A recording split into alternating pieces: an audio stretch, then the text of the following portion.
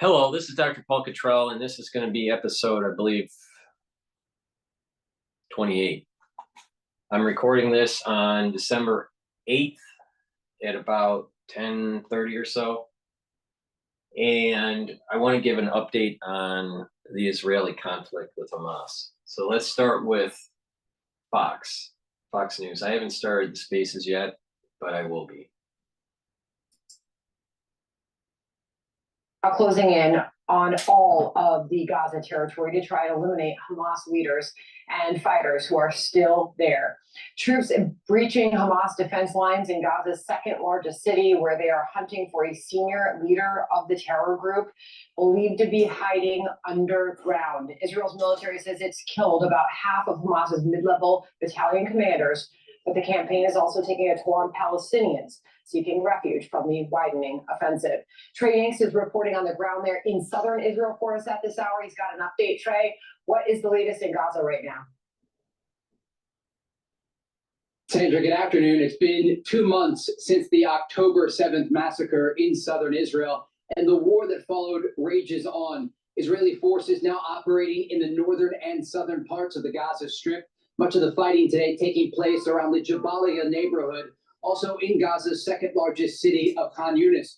We also know this afternoon, Israeli media reporting that Gadi Eisenkot, the former chief of staff in Israel, and a man that currently sits on the war cabinet for this country, lost his son in the battles. These are intense battles taking place as Israeli forces go after Hamas leadership. And as you've noted, many of those leaders are currently hiding underground. The Israelis say they are using their air force to support those infantry troops as they do push forward. They also say that they killed 2 top Hamas officials in the past 2 days. One of them, Abed Rantisi, the head of Hamas's observation unit, partially responsible for planning the October 7th massacre that took place exactly 2 months ago. This also comes as we're learning more about the 138 hostages still inside Gaza and the group that was released as part of that broader ceasefire deal just last month. One of those hostages that was released speaking out at a government meeting. I do want you to pull up her words here on the screen. She says, "My daughters are asking, where is daddy? And I have to tell them that the bad people don't want to release him yet. You are placing politics over the return of the abductees." Currently, there is a lot of tension inside Israel and frustration. Let's get straight. Almost like 99.9% of the hostages are ultra liberals in Israel. All right. Secondly, a lot of them don't follow the precepts of the Torah. Thirdly, they were part of a larger group that was supporting desecrating the high holy days right before October 7th, during Yom Kippur in Tel Aviv. All right, either tangentially supporting or direct supporting. And finally, this war cannot be conducted based on worrying about the hostages. It's not, let's reread this. You know, this is the wife of a Hamas hostage speaks out. All right. So, she's an Israeli and she has a hostage that Hamas is holding. Her husband is being held hostage. All right. My daughters are asking, where is daddy? Okay, they're young. They're concerned. I get that. And I have to tell them that the bad people have them. No, the crazy fucking terrorists named Hamas. And won't let and don't want to release him yet. Probably because they're ill-treating him. You are putting politics over the return of the abductees. Oh, it's politics. No, you want your husband to come back, but you don't really care about the long-term effects, especially of the generation that will have to clean up the mess because you are kicking the can down the road, such as your daughter. Your daughter might have to deal with a worse situation because you were too worried about your husband. I know that sounds cold, but that's the reality of this. People need to wake up. With decisions made by the government and how many hostages they've been able to bring home. We spoke with that woman's brother just yesterday, and he had this to say about the situation. The people that are dying piece by piece there as we speak. And we know that both of my sisters told us that when they were there, they said we were just sure. look at, and I used to play guitar for 19 years. All right. So I'm not, being, I'm trying not to be too aggressive with this guy, but this guy is not a religious Jew. For sure. This guy is falling in he falls in this ultra liberal crap that's tearing the country apart.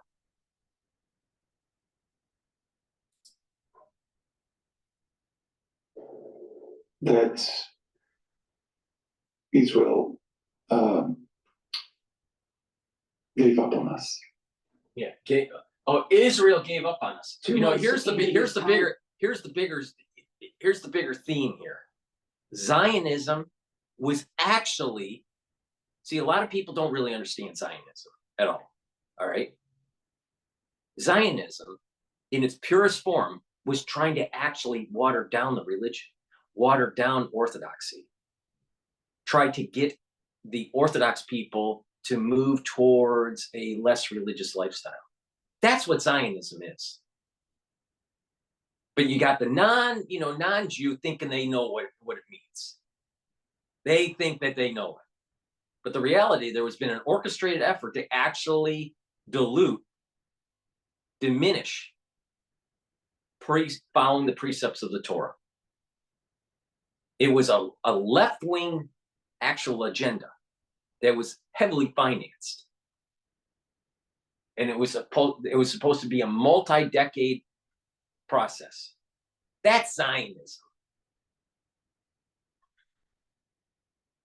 And that individual that they were interviewing is a representation of it.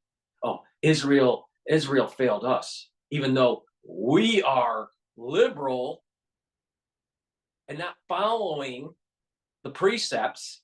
And oh, by the way, had a curse that took place on us on October 7th, but it was Israel's fault, not our, particular way that we have conducted our lives. Yeah. And that, because you're not bringing back the hostages, Israel must be at fault. Where's the accountability of how you were following the precepts of the Torah? Where is the understanding that you have to get the job done or future generations are going to have to pay a larger price in blood and in treasure?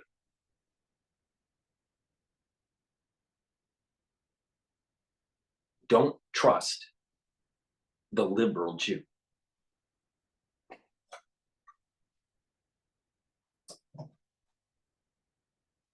We often talk about the airstrikes and the bullets inside Gaza, but this is a story about the people, so many families across Israel, still waiting for answers about their loved ones. Sandra? Trey Yanks reporting from southern Israel for us at this hour. Trey, thank you.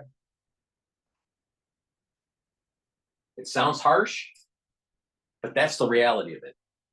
The ultra-liberal Jew is at fault, and they're being self-centered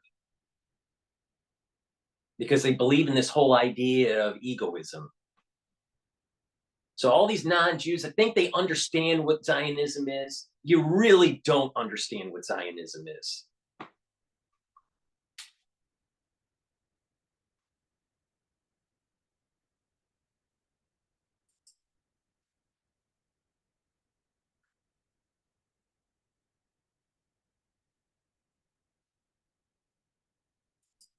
All right, this is Fox Business. See everything from miles away with this powerful U.S. Special Forces device. This new military monocular is basically a $3,000. We're joined now by Lieutenant General Keith Kellogg. Sir, is Israel winning the ground war? Hi, Stuart. Thanks for having me this morning. Yes, they are. And I think they're doing a pretty good job of it. They've now moved to the south. They're in the intent of eradicating Hamas. Look, where they're not being helped, they're not being helped by a lot of the alliance nations to include, the United States. The United States needs to back off any criticism. This is a tough fight for Israel. It's to me, it's an existential fight for them, the eradication of Hamas. Here's where the United States can help the offensive that Israel is conducting inside Gaza. The president can pick up the phone and call Emir al-Thani in Qatar. And that's where the Hamas leadership actually is there. And he can actually say, look, we don't have any access to the hostages. Those over 100 hostages, 8 or 9 Americans that are hostage. Remember, they killed 31 Americans on the 7th of October. And actually penetrate the leadership and say, tell us where they're at, what's happening. My concern, though, Stuart, is you're not going to see a lot of these hostages come out alive, especially the women, especially those that have been abused, and you've seen the videos of it. So my point is, back off, let the Israelis finish the job. It's a tough job. They need to eradicate Hamas and then figure a way into the future of how they rebuild not only Gaza, but any type of relationship with the Palestinians. It's a tough fight. It's a hard fight, but I think they're doing quite well. If there was another ceasefire of any kind, doesn't that simply allow Hamas to rearm, regroup, and come back? Stuart, you're absolutely right. There should be no more ceasefires. This thing is endgame. Don't go there anymore with the ceasefires. I need to pause. That's the reason why the president needs to pick up the phone and call the Emir of Qatar, al-Thani, because I think he's general.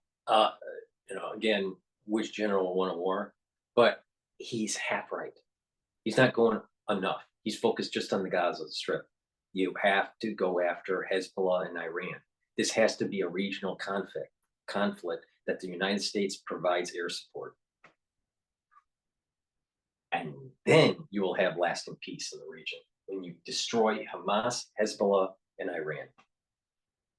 And then you start the negotiations and moving the Palestinians out of the West Bank, out of Jerusalem, and into Gaza. And then it's a two-state solution. the Hamas leadership that is sitting in conducting these strikes in Israel, and he needs to get involved with it because they need to have a complete listing of the hostages to help out not only the Americans but who's kept in captivity by Hamas.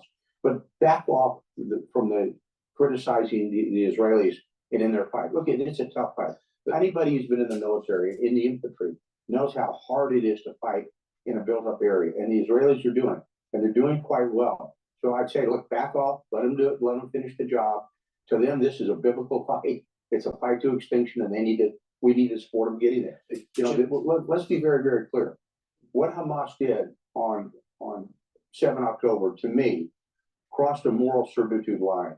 They have crossed a line that we thought we'd never see again after World War II, and we actually said never again. Well, it happened again, and we need to let, I believe, Stuart, the Israelis finish the job. I hate to say this, General, but hostage taking is a very effective strategy when you're fighting a conventional power like Israel.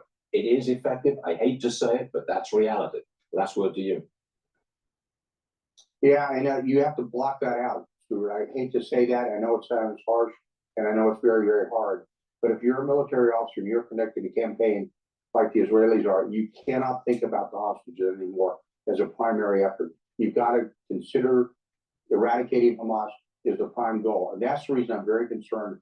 We're not going to see all those hostages come out alive, or we're not going to see a lot of them even come out at all, especially the women, because they've abused those women. They don't want to release those women. So this is one of those when you have to turn a blind eye to the hostages, finish the job. Hard to say. I know it. It's a tough fight, but that has to be done. General, thank you very much for joining us this morning. We hear you. We appreciate you being here. Thanks a lot, sir. I agree with most of what he was We're saying. giving away free Donald Trump gold bars. Folks, we're doing a I special don't Black even know Friday. why Donald Trump is giving out gold bars. I mean, come on, dude. I mean, God, that's a little cheesy.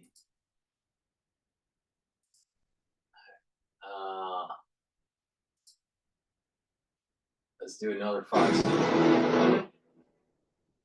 Smoke filling the air near Israel's border with Gaza as the Biden administration urges Israel to do more to protect civilians there. Greg Palcott live in southern Israel with the very latest, Greg. Hey, Todd, Carly, we are now into month 3 of the Israel-Hamas war. And from our vantage point here, just about a mile from the Gaza Strip, we can tell you it is intensifying. Just in the past couple of minutes, we saw Hamas-fired rockets right over our location. Luckily, the Israeli Iron Dome defense system seemed to have knocked them all out of the sky. Israel reporting some 450 Hamas targets hit in Gaza in the last 24 hours. We've been seeing signs of that again by the air, by sea, by land, through the night here in southern Israel. We heard the constant pounding of artillery aimed at the terrorists. Most treacherous, though, guys, this massive Israeli ground operation, especially in southern Gaza. That's where the Hamas stronghold is believed to be. There is house-to-house fighting. 2 more Israeli soldiers today killed, bringing their casualty toll in this phase of the fighting to 92 soldiers. Of course, civilians in Gaza taking a huge battering as well. One-time safe areas to which they fled now being hit. Hamas-run health ministry totals put the death toll at over 16,000. More aid now being promised by both Israel and the United States. By the way, Todd and Carly, Secretary of State Blinken recently said there is no deadline for Israel to finish up its operation here, but this is an important but. He expects major fighting to be finished within a month. That means early January. Remember, also waiting those 130 plus hostages inside the Gaza Strip behind us, including, it is believed, 8 Americans. A lot of people watching. The assumption is that Hezbollah and Iran don't get more involved. I think they will. And Israel needs to go all out. This idea that this is just the Gaza Strip conflict is being a bit naive. And since this is PNN, I'm going to commercial. Please go to my store, the-studio-reykjavik.com, and get the structural nano silver gel. This is in an easy dispense container. It's great to carry it in a bag. This will neutralize pathogens. You put it on your hands, stays active for 5 hours. You can put it around your mouth, around your nose, around your ears, around your eyes. You can also use it as a skincare product. It's a great product. It's at 35 ppms, so parts per million. Please go to my store, the-studio-reykjavik.com, and get the silver gel. I also have silver solution. This one is a 30 ppm. I also have a max 35 and a max 14, which is 35 ppms and 14 ppms. So please get this product, or get the max 35 or max 14. Take a teaspoon of it a day. If you are not feeling well, take a tablespoon a day or 2 tablespoons a day. All right? Swish it in your mouth, gargle it, and then swallow it. And what it'll do is it'll neutralize pathogens. All right? And if you're sick, it'll help to clear that soreness and that, that overgrowth of pathogens. So please take my advice. This is part of the anti-aging protocol. Take it every day. I take a teaspoon of it every day. If I'm not feeling well, I'll take a tablespoon or 2 a day. I have 5 different types of structural nano silver soaps. These products are great for the holiday season for someone. So please go to the store, pick up a few silver soap bars. I have it in lemongrass and peppermint and charcoal tea tree. Right? So please go to the store and pick up the great structural nano silver soaps. I also have another type of silver gel. This is a 24 ppm. This is in a tube, and you apply it the same way on your hands, around your mouth, around your nose, around your ears, around your eyes. It'll neutralize pathogens. In addition, you can heal your skin from abrasions and cuts and minor burns. They'll help with acne. If you put it on your skin every night and exfoliate in the morning, you'll notice that your skin is better. So please go to the store, the-studio-reykjavik.com, and get the products that I offer, especially the structural nano silver products. Back to the news. This is PNN. Extremely complicated. Great Palka, thank you. All right. Now let's go to another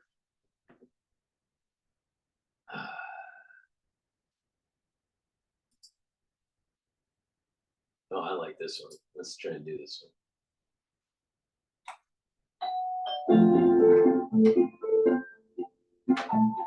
Make the holidays sweeter with a gift that's been made with the finest ingredients for over 100 years. Russell Stover chocolates. Make happy. Finally tonight, one of the Israeli military's biggest targets is a top Hamas leader in Gaza who's accused of being a mastermind behind the October 7th assault. Brian Todd takes a closer look at his background. One of Israel's top targets, the man they call the face of evil, Yahya Sinwar, Hamas's highest-ranking leader inside Gaza. Top Israeli officials have sounded very confident in recent days that they'll kill him, saying their forces have encircled his house in southern Gaza. His house is not his fortress, and he can escape, but it's only a matter of time until we get him. Without elaborating, Israeli officials say they believe Sinwar is underground. Such is the existence of the 61-year-old who's imprinted his hatred of Israel into the identity of Hamas. Analysts say as one of Hamas's top masterminds of the October 7th attacks. Yahya Sinwar to Israel is what Bin Laden is to the United States. And like Americans went after Bin Laden and eventually got him, I think the Israelis will do the same, and this war will not end until they get Sinwar. Sinwar joined Hamas in his 20s, arrested by the Israelis for the murders of 2 Israeli soldiers and 4 Palestinians. He spent 23 years in an Israeli prison, learned Hebrew, and it was during that period that the Israelis actually saved his life. The tumor was discovered in his head. Israeli doctors operated on him, took the tumor out, and he survived. Michael Kubi, a former officer of Israel's Shin Bet security agency, says he interrogated Yahya. This is very similar, but different, but similar, in the vein of Arafat. Sharon, I believe it was it might have been during the Yom Kippur War. I think it was the Yom Kippur War in 73, but it could have been 48 conflict. Had the opportunity to kill Arafat on the battlefield and decided not to. And regretted it. All right. Well, here we have another guy where Israel saved or, freed because he was in prison and then he was part of that large hostage exchange for one Israeli soldier. I think it was like 1,000 to 1 ratio. And now he is rearing his head up again. And Israel probably should have killed him. But, remember what I said about fib sequences in history? Stuff rhymes. It's not exactly the same, but it's similar because of the spiraling of a curve. As it's turning on itself, it's similar to the previous curve. So this is another reminiscent moment where it just reminds me of Arafat. Sinwar for a total of about 180 hours. Kubi says he knows Sinwar better than Sinwar's own mother and describes him as the cruelest man he ever met, known to use a machete to kill Palestinians who were suspected of collaborating with Israeli intelligence. I asked him, you are now 28, 29, and how come he's not married? How come he doesn't want a family? So he told me the Hamas is my wife, the Hamas is my child, the Hamas for me is everything. Sinwar was among more than 1,000 Palestinian prisoners released in 2011 in exchange for captured Israeli soldier Gilad Shalit. Just last year, he seemed to warn Israel what was coming. We will come to you, God willing, in a roaring flood. We will come to you with an endless number of rockets. We will come to you in a flood of soldiers without limit. We will come to you with millions of our nation. Analysts say the man who survived an Israeli assassination attempt in 2021 won't be easy to kill this time either. If there's someone when he had that speech last year, why didn't the Palestinians, the fathers, the mothers, said, we want this to stop. We don't want the Hamas to, cause further destruction and war between the Palestinians and the Israelis. They didn't do that. They didn't stop it. They heard it. They let it, they fueled the flame. I'm telling you, the Palestinians are just as complicit as Hamas in many regards. Information to the Israelis. He usually knows who they are, and he takes them out before the Israelis get to him. Analyst Hussein Abdul Hussein says if and when the Israelis eliminate Yahya Sinwar, it's unlikely that whoever might try to fill those shoes will be as brutal as Sinwar. But even if it's someone more moderate, he says, it really won't matter given how determined that Israel is to take out all of Hamas's leadership. What's happening in the Middle East is likely just the beginning, potentially marking this. All right, now let's take a look at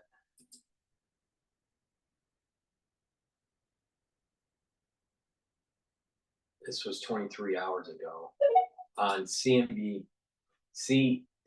Israel's military saying it surrounded the home of the leader of Hamas in Gaza. Israeli troops are hunting for him, and additional Hamas commanders. Of course, the difficult part is finding them there amid the civilians and possibly in tunnels. The military, meanwhile, has been continuing its bombardment of targets in southern Gaza, where many civilians, of course, fled when the war escalated in the north. Charlie D'Agata is tracking all the fighting for us. He joins us now. The southernmost border town of Rafah was considered one of the safer places in Gaza. Now engulfed in Israel's unrelenting march to conquer the entire territory. This is Rafah this morning. Hamas health officials have updated the overall death toll in Gaza to more than 16,000, adding one more little girl to that total today. Inside a hospital in the southern city of Khan Yunis, frightened 11-year-old Saba Magnum desperately searches for her father and siblings. She says they were all inside a school that got hit. Then the sheer relief when she finds everyone alive, and they're reunited. Outside, the Israeli military says its ground forces are in the heart of the city, said to be a Hamas HQ and home to the alleged mastermind of the October 7th massacre, Yahya Sinwar. Hunting down terrorists like Sinwar was once the role of a former commander of elite special forces, Doron Avital. Could he be there? So I'm not sure what to think about Sinwar, whether he will be fighting to his death or whether he's sneaked I'll out. tell you what, I'm sure he'll fight to the death, but Sinwar, I think is how it's pronounced. That will be a glorious day when the Israelis fucking kill that fucker.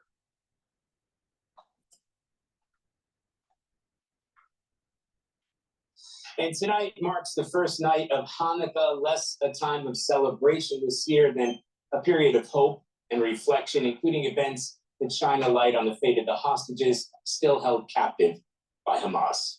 All right, let's drop into Al Jazeera because, you know, Al Jazeera is non-biased news. He said they can't scale up the humanitarian aid. His Undersecretary General for Humanitarian Affairs has basically said they can't conduct humanitarian operations anymore. They can do what they can, but they can't have a proper humanitarian plan because of the endless bombardment by the Israelis. He's also saying This is horse shit because they have gone on multiple mainstream networks, news networks, and they have these flyers that are dropping, and they have these QR codes on where to go, what sectors, even in the southern area, what sectors to go where they will not do where the Israelis will not do operations, so the civilians can be safe. And the NGOs and the international community that's trying to help can go to those areas and make sure that supplies and provisions are in those sectors. That's a fact. To say that they're just they're not carpet bombing. They're sector bombing. You know? And again, Israel needs to get the job done.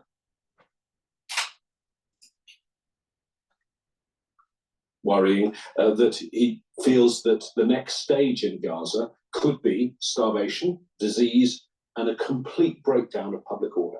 Well, the UN Secretary General did have some critical, strong words of condemnation for Hamas, but it was interesting when the Israeli diplomats spoke, he spoke of the root cause of the conflict being Hamas.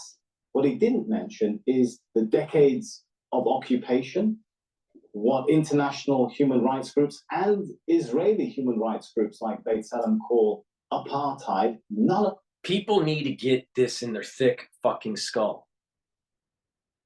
The international community to tell the Israelis where the borders are that have been promised by God, that's been written for thousands of years in the Talmud and in the Torah, all right, and has been expounded upon in other safers. The reality of the situation is that those borders have been circumscribed in the Torah for thousands of years. The Palestinians have zero right to that land, period. Full stop. The international community telling Israel where the border should be is actually saying that their decision is superseding God's covenant. Now, I'm really sure that that's going to go really well in the upper sphere, in metaphysically. Negating God's demands, really think about the hubris of that statement that this guy has, and the statements that are coming from the UN, that they're going to negate the covenant. Yeah, that's going to bode really well. See, what's going to happen is that these liberals and the ultra-liberal crowd are going to be eating their tail, and there's going to be a curse that's going to be coming down through the Or Ein Sof. I've explained the metaphysics of this on multiple times on different videos. But the thing is that this premise that he has is a false premise. That you're supposed to negate the covenant? I mean, come on, get real. The Palestinians are about a people of 2 to 3 million, right? They can be absorbed in the other nations quite easily. They don't want it because Esau wants the jewel, and that jewel is Israel's, and that jewel is the Temple Mount. It's about the Temple Mount. Now tell me anywhere in biblical texts where the Muslims were given the Temple Mount. And oh, by the way, you really want to get down to, let's say, some history here, and you want to negate the covenant. Why didn't the Christians win the fucking Crusades? If they won those Crusades, we wouldn't have this problem. If they took down the Dome of the Rock during the Crusades, we would not have this problem.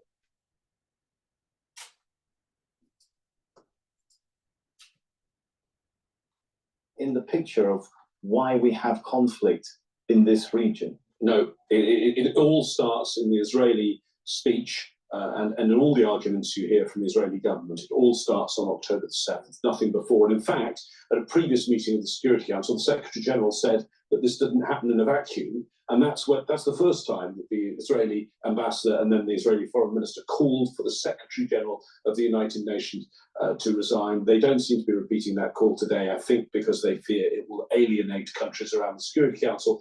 But Sammy, from everything I'm hearing, is the only country really that needs to be influenced on the Security Council right now is the United States. I think. Say hello to Symbiotica's activated charcoal, a detoxifying, nutrient-rich formula that works to cleanse the body of environment. Of the UAE resolution when it comes to a vote. That's what I'm hearing. It was also notable that the UN Secretary General, I should say, spoke of the intense bombardment and hostilities, and the Israeli restrictions on movement mean that UN agencies simply can't reach people in need. The bottom line of this, I guess what he's saying is if there isn't a ceasefire, forget any humanitarian solution or aid or help in any shape or form. What does that mean then, James? No ceasefire, these people are just left to the wind. I think that's the real danger, is that there will be no humanitarian assistance for them. Why not work in the sectors that the Israelis said they weren't going to bomb? Oh, they're going to try to blame the Israelis, saying it's not safe, even though they said that there are safe sectors that they've carved out.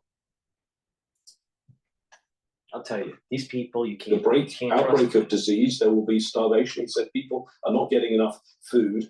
I thought it was interesting, and I'm trying to get a response from the UN right now, that in the Israeli ambassador's statement, something I've never heard before, he says Israel would let loads more aid in. There's trucks and trucks and trucks queued waiting to go in, and he blamed it on logistical difficulties of an international organisation. It's the UN's fault that food and health supplies and fuel are not in Gaza. I'll urgently try and get some response from the UN to that, because that is certainly not what we've been told from every single part of the United Nations. The problem getting in is the permissions and the searches that Israel wants to do, and the very limited capacity of the Rafah border crossing, which is a bit of a choke point. There are obviously other ways. If Israel was allowed to open up its border crossings to bring in aid, which it's refused to do until this point.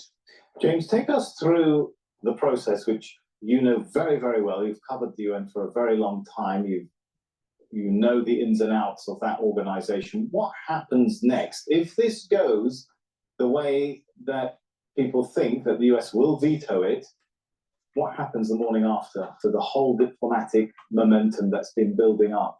Well, I think first we must say it's looking like the US is going to veto, but that meeting this afternoon at the State Department with Anthony Blinken, and foreign ministers from, let me just remind you, there's Saudi Arabia, Qatar, Jordan, Egypt, the Palestinian Authority, and Turkey. They will all be meeting. So there is a chance that Secretary Blinken could be persuaded, but of course he's then got to persuade President Biden. But right now, as it stands, having heard what Kristen just said from New York, having spoken to Robert Wood, who's the acting US ambassador, the deputy US ambassador, because the US ambassador, Linda Thomas Greenfield, is currently on a pre-planned trip to Namibia. If they veto, you will have a situation where there is no ceasefire, where all of the things that we've raised, all of these awful possibilities are probably going to happen, and that will just put increased pressure on Israel and the US. And I think going back to this letter from the head of UNRWA, Mr. Lazzarini, the next bit of action probably will move to the other big organ of the United Nations, the General Assembly, which already we've seen has called for a permanent ceasefire, but perhaps there'll be fresh. I'm glad you mentioned that. The General Assembly has always been anti-Israel.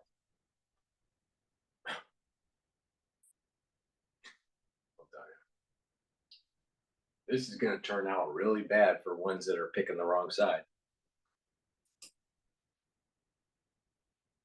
Back this diplomatic momentum to move to the General Assembly, and then what can we expect from the General Assembly? The General Assembly can't do anything. The way the UN Charter is arranged, the power sits on this with the Security Council. What the General Assembly can do is show the temperature of the world, what the world thinks. It showed it last time when the General Assembly voted, but I think the opinion of the world. What does the world global think? South, The General Assembly doesn't like what God wants.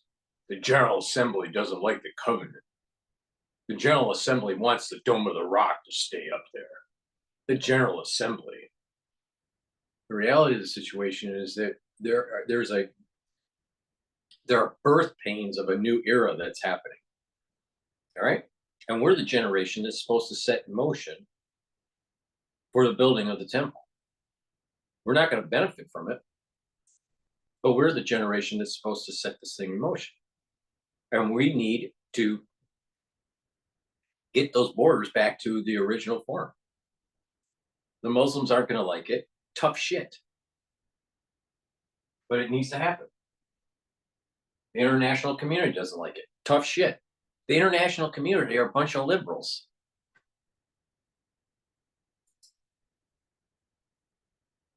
even stronger now after what they've seen. And I think a General Assembly meeting, although it can't change the US's mind, it can certainly show the US that the rest of the world is not at all happy with its position. If, of course, the US position stays as we think it is likely to be, with a veto on this resolution that is coming up a little later on in a second Security Council meeting.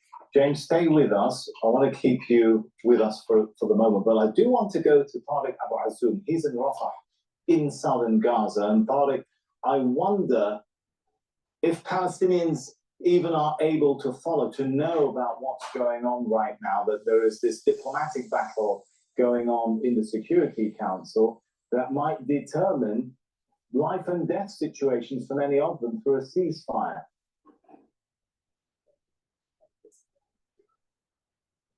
Yes, some areas in Gaza Strip are following what's happening in terms of the level of diplomatic efforts that have been made by different regional and international actors in order to de-escalate the situation on the ground inside the Gaza Strip. Now, the majority of them, they hope that these diplomatic efforts might bring an end for the battling and the bloodshed inside Gaza, where they just had generally before depended on the Egyptian and Qatari role in terms of reaching to different short-term ceasefire that through it, the Palestinians managed to get a constant flow of humanitarian aid, including fuel and gas. Now, these efforts that have been made by all of those actors will help to at least to mitigate the situation on the ground, as Palestinians in the north and central areas of Gaza City are completely isolated from the world, as the Israeli intense bombing on those areas had destroyed the majority of telecommunication towers, and a very few number of residents that managed to get some backup source of internet in order to have a kind of very partial information regarding what's happening outside in terms of the shuttle negotiations and efforts made in order to end the confrontations that are taking place on the ground inside the territory. Meanwhile, Tariq, we have got a situation going on there where UNRWA officials are talking about Gaza being on the verge of full-blown collapse. Tough shit. How desperate. Tough the shit. Search for Let's launch thousands and thousands of rockets, kill 1,000 or more Israelis on October 7th, and don't be surprised that your whole society gets fucking destroyed. You made the decision. Now it's time to, live with the consequences. Tough shit. Like food and medical help that we heard the UN Secretary General talk about. How desperate is it tonight?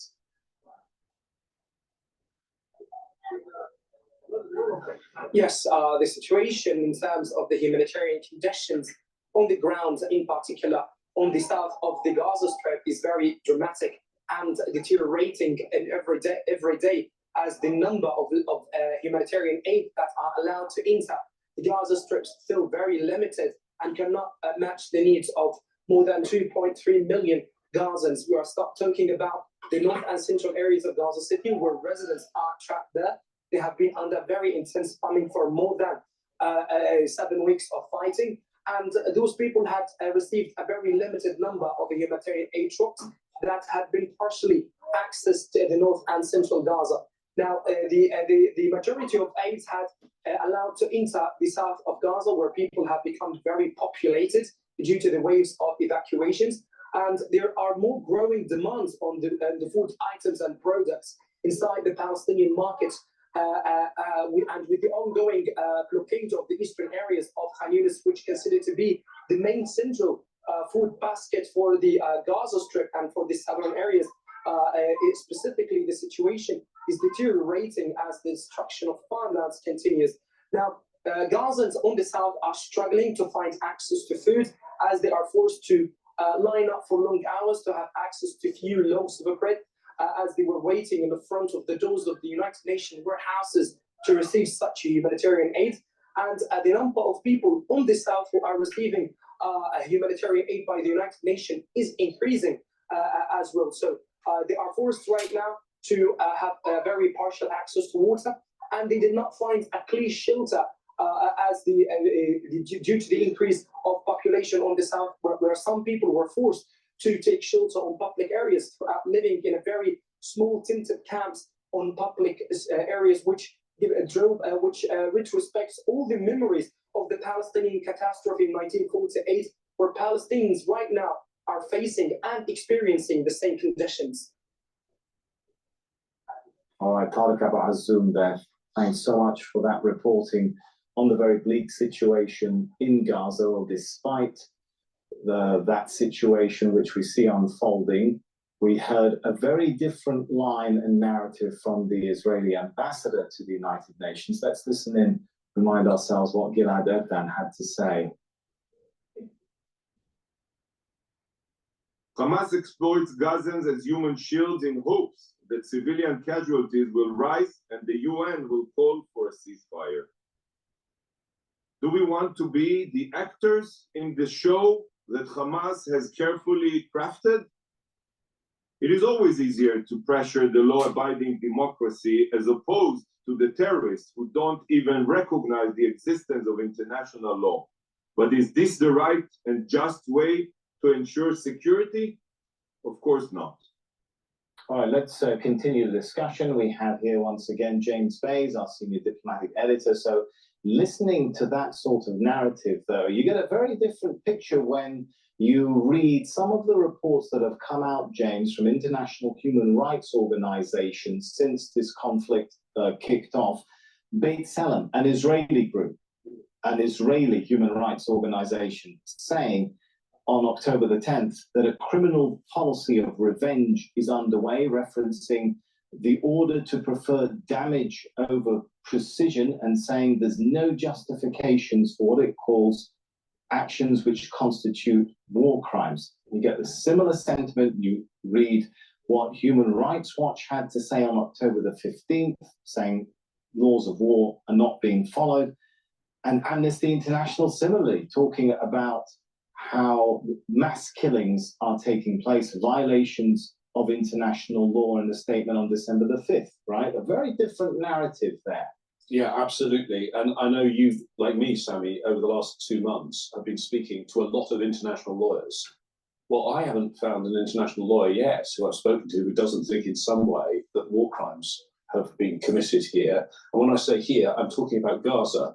If there was no war in Gaza, the world's attention would be on the West Bank, because the situation is so bad. So many Palestinians, a record number of Palestinians killed this year by the Israeli military, but also a record number of attacks by settlers.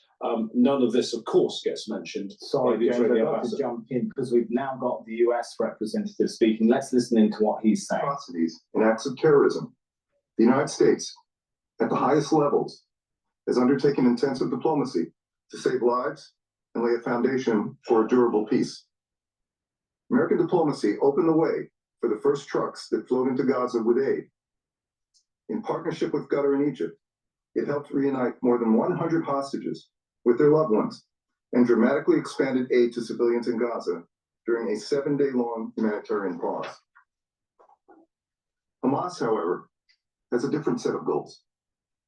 Its refusal to release young women hostages led to a breakdown in the pause and resumption of the fighting. This council's failure to condemn Hamas's October 7 terrorist attacks, including its acts of sexual violence and other unthinkable evils, is a serious moral failure. And it underscores the fundamental disconnect between the discussions that we have been having in this chamber and the realities on the ground. An undeniable part. What has been transpiring since October 7th has shown that Hamas is Esau, and Esau is an animal. And the only way to deal with this crazy animal is to eliminate it. That reality is that if Israel unilaterally laid down its weapons today, as some member states have called for, Hamas would continue to hold hostages. Women and children, elderly men, many of whom, according to survivor accounts, are being subjected to cruel and inhumane treatment. And as of today, Hamas continues to pose a threat to Israel and remain in charge of Gaza. That is not a... And that's why Israel needs to get the job done. All war for a future where there's peace. See, this idea, oh, stop the war and we'll have peace, is the wrong philosophy. All war, absolute win, lasting peace. that any one of our governments would allow to continue to remain on our own borders. Not after the worst attack on our people in several decades. For that reason, while the United States strongly supports a durable peace in which both Israelis and Palestinians can live in peace and security, we do not support calls for an immediate ceasefire. This would only plant the seeds for the next war, because Hamas has no desire to see a durable peace, to see a two-state solution. Colleagues, I am pained by the suffering that we have witnessed over the last 2 months. Even when we as governments are compelled to take up arms and protect our people from the most heinous acts of terrorism and violence, war is tragic. It is tragic for the families of the hostages who await word on the fate of their loved ones. We are doing everything possible to free the remaining hostages and reiterate our expectation that the ICRC be permitted to access and provide medical treatment to the hostages held by Hamas and other extremist groups. The war is equally tragic for civilians in Gaza. The scale of civilian suffering is devastating and heartbreaking. Hamas intentionally embeds itself within civilian areas, but that does not in any way change the fact that how Israel defends itself matters. We have been unequivocal. Israel must respect international humanitarian law and conduct its operations in a way that minimizes civilian harm. To back up these words and help protect civilians, we have supported establishing a more effective humanitarian deconfliction mechanism with the UN, and we are monitoring its implementation. This is a moral imperative and strategic imperative. You can only win in urban warfare by protecting civilians. In every conversation, we also have underscored that Israel must avoid further mass displacement of civilians in the south of Gaza, many of whom previously fled violence. Civilians must be provided adequate time and opportunity to move, including through corridors that allow people to move safely from defined areas of hostilities. Israel must further ensure sufficient humanitarian support exists for displaced individuals. Finally, civilians displaced in Gaza must have an opportunity to return home as soon as conditions permit. There must be no enduring internal displacement or reduction in Gaza's territory. Under no circumstances would the United States support the forced relocation of Palestinians from Gaza or the West Bank. Although the extended humanitarian pause has ended, again, by Hamas's choice, we have been clear that humanitarian aid must not only continue, it must be expanded. We welcome the Israeli government's decision to open Kerem Shalom for inspections and screening of humanitarian goods. We will continue to be in touch with Israel to ensure this happens and on the timeline committed. We also welcome the Israeli government's decision to ensure the provision of fuel that meets requisite needs to sustain the humanitarian assistance operation, including vital civilian infrastructure. Both of these outcomes are a result of intensive U.S. engagement with all parties and are consistent with Resolution 2712. They lay the foundation to expand sustained, desperately needed humanitarian aid. Of course, humanitarian aid cannot be delivered if humanitarian workers are not protected. And all parties have an obligation to protect UN and humanitarian personnel. We offer our deepest condolences to all the families, friends, and colleagues of UNRWA staff who lost their lives since October 7th. Attacks against UN shelters and facilities are unacceptable.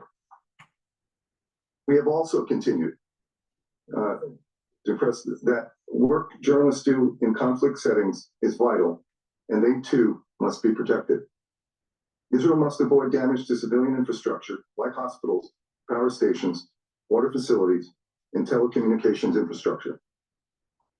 Regarding the regional dimensions of this conflict, we are concerned by the renewed violence along the Blue Line. Restoring calm there is of utmost importance, as is fully implementing Security Council Resolution 1701. Moreover, we condemn the recent attacks by Houthis against 3 separate commercial vessels operating in international waters on the southern Red Sea. You condemn but you don't do anything about it. It's time to go all in. And anyone that says otherwise is a pacifist. And we know what happened with Chamberlain while he was trying to pacify Hitler and Nazi Germany with England.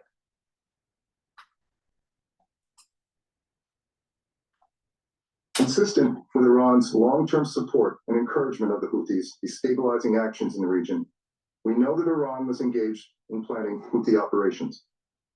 Iran has the choice to provide or withhold this support, without which the Houthis would struggle to effectively track and strike commercial vessels navigating shipping lanes through the Red Sea and Gulf of Aden.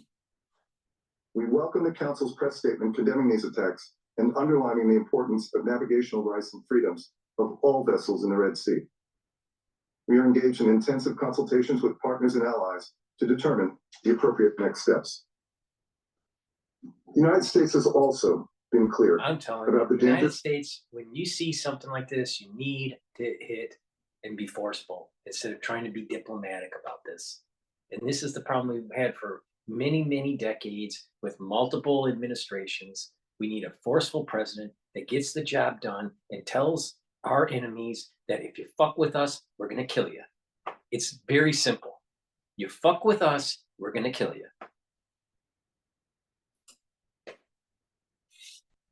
The rise in extremist violence committed by Israeli settlers against Palestinians in the West Bank.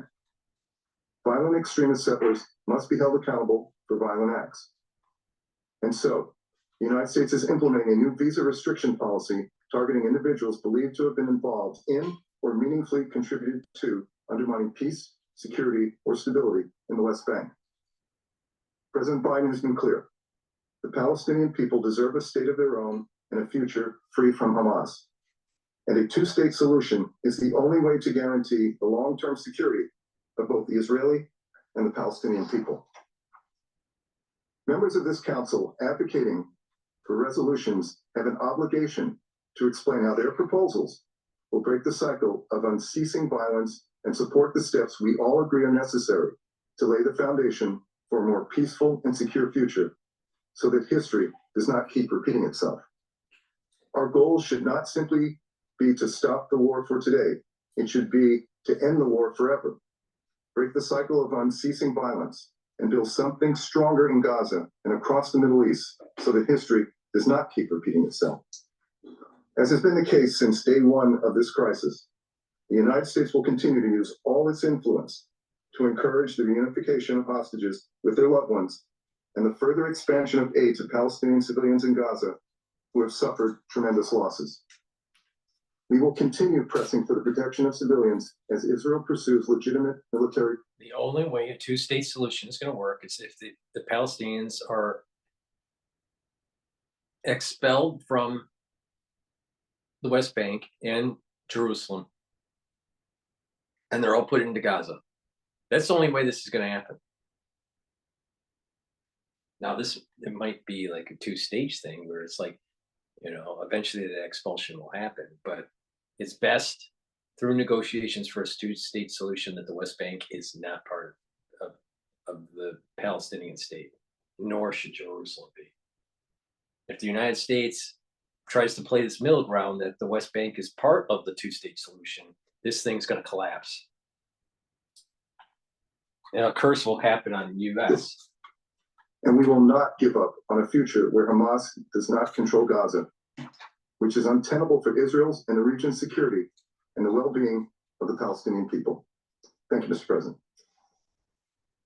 Agradezco al representante de Estados Unidos por su declaración. Tiene la palabra. And I now give the floor to the representative of Albania. Thank you, President.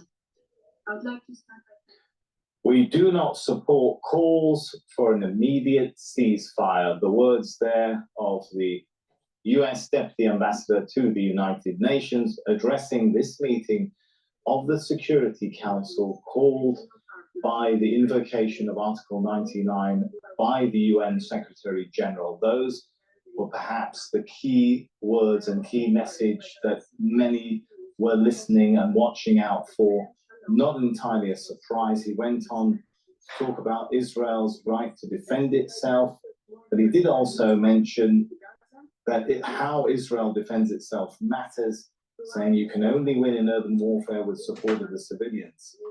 Let's continue this discussion. With Al Jazeera, why don't you focus on the two-state solution that the United States is proposing? Oh, because Al Jazeera and the Palestinians really don't want a two-state solution. They want the elimination of Israel. And here's the rub. This is why all-out war has to happen, and the biblical borders have to go back. And that includes parts of Jordan, parts of Lebanon, parts of Syria, obviously Jerusalem and the West Bank.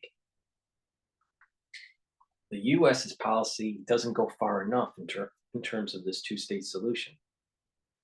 Because if the United States was more focused on the biblical borders, then we will have a blessing.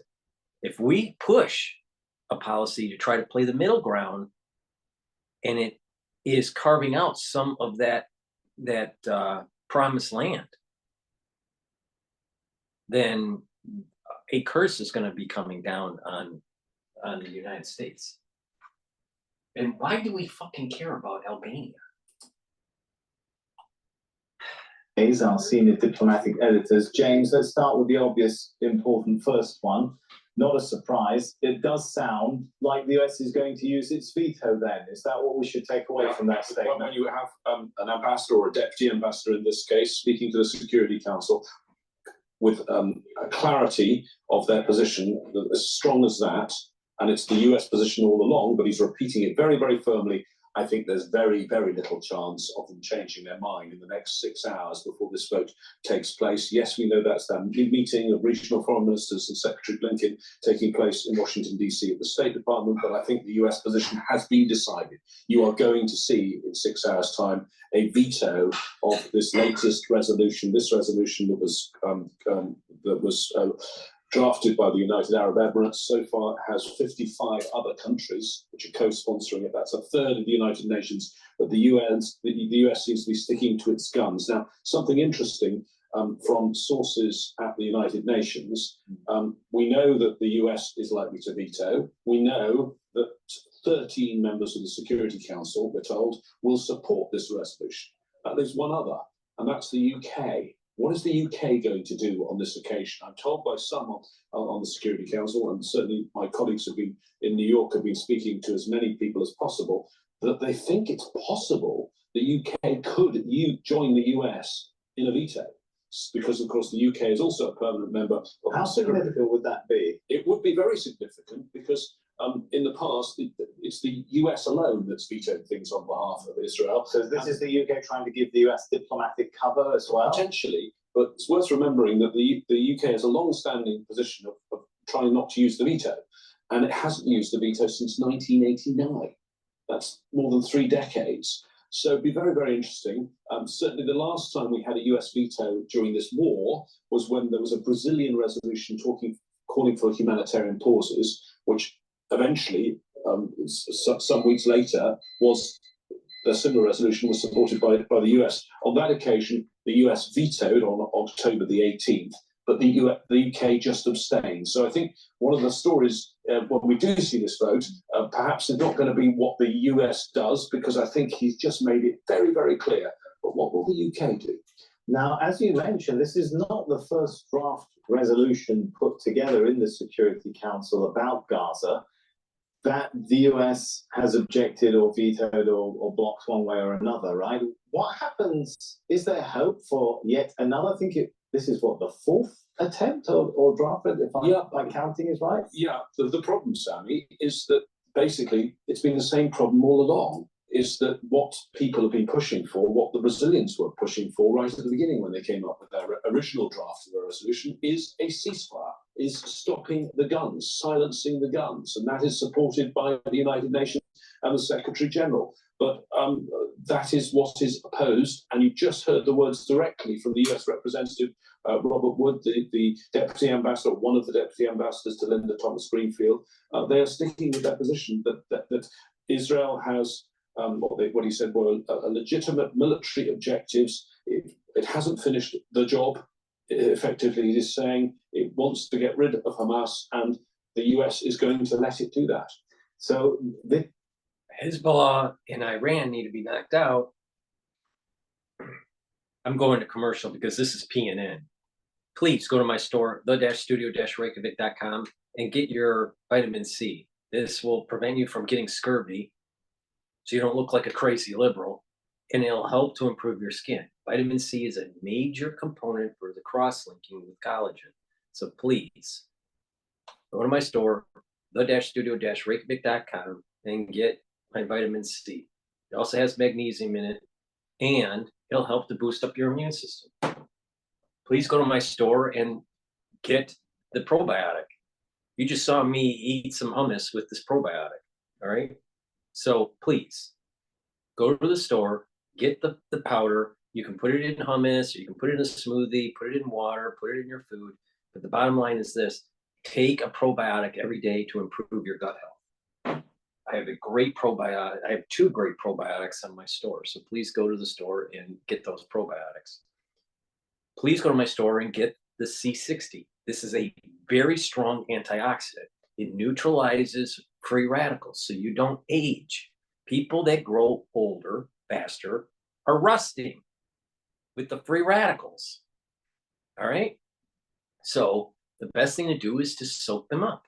This is a carbon molecule that's 60 carbons that can soak up the free radicals, these reactive oxygen species that are charged. Okay, they'll soak these things up. All right. So what you want to do is take a teaspoon of this a day.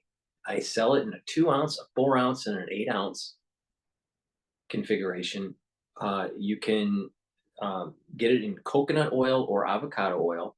Take a teaspoon of it a day, swallow it, and you'll do it every day, and you're going to be neutralizing those free radicals. Now, some people would say, well, I thought vitamin C is an antioxidant. It is, but it'll only neutralize one free radical, and then the molecule's locked. This doesn't lock, and it soaks them up, and there's 60, and it recharges. So this thing is thousands of times more powerful than a vitamin C molecule. That's why it's so potent. So take this every day, and you're going to start seeing a major improvement in your cellular health. Because what happens is it's soaking up those reactive oxygen species, those free radicals, reducing the cellular stress, and improving the mitochondrial health, and your ATP will go up. Because the cells and the tissue are healthier, you're going to be, those tissues will be performing better. And over time, what you'll see is that you're slowly healing, and you're slowly aging at a slower rate compared to the peer group that's not doing an anti-aging protocol. The control group not taking the antioxidants like I'm saying for you to take, they'll be aging faster. And it doesn't take much. You can see a major improvement in your health within 3 months to 6 months. But the farther out you go with this, after a year, 2 years, 3 years, because there's a compounding effect, you'll start seeing that your body is healing, and that you're aging slower compared to someone that's in the same lifestyle and same age group that you are. So take my advice, get the C60. This is a great product. I take a teaspoon of it every day. Back to the news in Al Jazeera.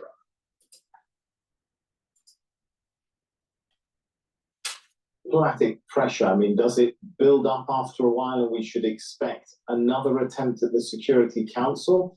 Bearing in mind that this meeting is only happening because of the position of the UN Secretary General, not because of Security Council members themselves. Yes, but I think there would have been. I think the push from the United Arab Emirates for this resolution. And why the United Arab Emirates? They happen to be, at the moment, until the end of the year, actually, their term is up on the Security Council, they happen to be the current Arab member of the Security Council. So in many ways, these sort of resolutions, yes, they come from the United Arab Emirates, but they're from the whole Arab group at the United Nations. They're from the Arab League in many ways, and whichever the Arab nation on the Security Council pushed it forward. I think this resolution was coming anyway, but I think what has happened here is potentially, I think some of the Arab nations have spoken to the Secretary General and said, could you give this an extra push? Why are you not invoking Article 99? And he's decided that the circumstances on the ground, he says the humanitarian system on the ground, getting aid in, the whole system is close to collapse. We're close to famine, we're close to starvation, the death toll is unbelievably high. He's decided to trigger this mechanism. James, is there something for us to talk about in terms of what the US Deputy Ambassador to the UN said about deconfliction mechanism with the United Nations, and another comment about welcoming Israel's decision to agree to open Kerem Shalom? Well, we don't, yes, I mean, both of those things potentially might reduce the death toll, but it's not going to stop the death toll. They're going to still continue to bomb in Gaza and in southern Gaza and in places where they told people to go because they said it was going to be safe. Those two things, he said, look likely, but neither of them actually happened. Yes, it would make a difference potentially for the aid if the Israeli border points could be opened because they have the capacity to get many more trucks in. The official position from the UN, from the Under-Secretary General Martin Griffiths on this is that deal has not been done yet on the Kerem Shalom or Kerem Abu Salam. The reality, on Al Jazeera, you have this ticker that's saying United Nations has said that there are no longer any safe zones for the Palestinians in Gaza. Meanwhile, for the last 48 hours or more, the IDF spokespeople have been saying we've been dropping leaflets and QR codes and been on the mainstream media and calling people and broadcasting that there are sectors, they're numbered, that certain regions need to go to a certain sector because the Israelis will not bomb that sector. But the United Nations is saying that there are no safe zones. While the IDF is saying, go to this sector and we're not going to bomb it. But if you don't go to the sector, don't be surprised that you get killed. The United Nations is not being honest.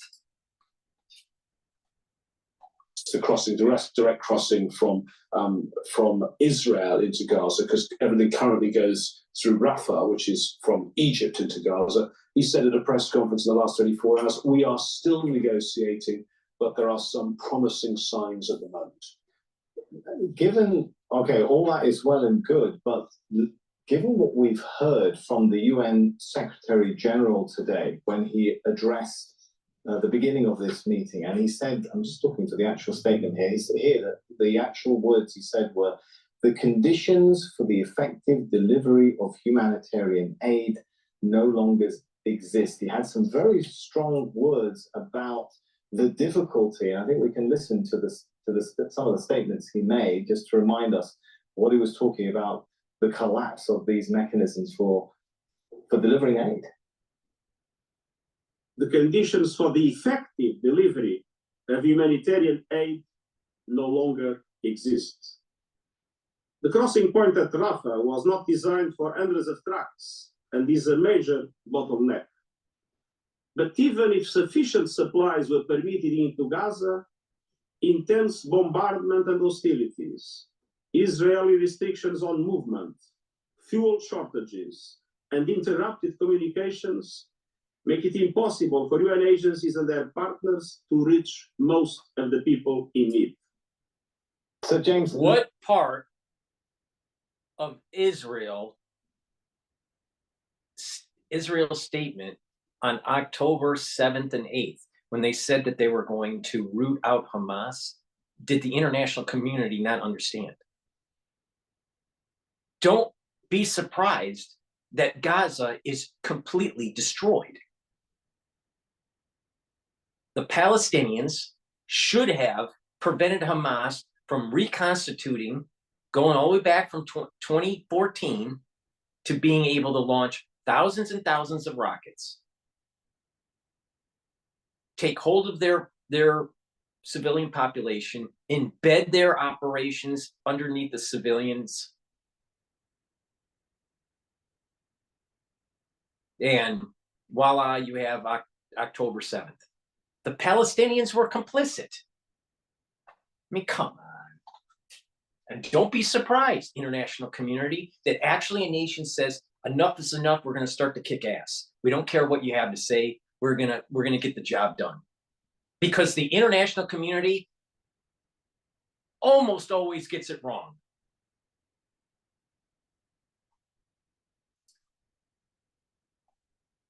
And to all of that and absorbing it, the US deputy ambassador is talking about, well, Kerem Shalom, Israel has agreed to open it, aid will get in.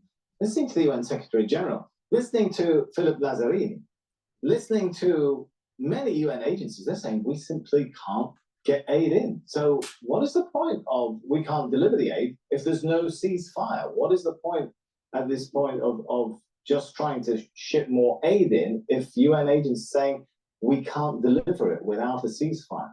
Absolutely. The bombardment continues. Yes, you can get the aid or some aid across the border. No, this is the international community trying to force the hand of the Israelis and to do another ceasefire. And I don't even think that the Hamas and the hostages that they're holding are even in good enough condition to be able to release, because they'll show the atrocities of the conditions of how they're treating the hostages. Why didn't they release more? Is it because they impregnated some of these females that they captured? Raped them to the point where their uteruses are destroyed? You know, that's the type of people we're fucking dealing with. It's time to kick ass. Through Rafah, which is limited in how much you can get it in, potentially, and as I say a moment ago, the deal has not been done for the checkpoint that goes from Israel directly into Gaza, because that's a much bigger place. That's where the trucks used to go in before the war.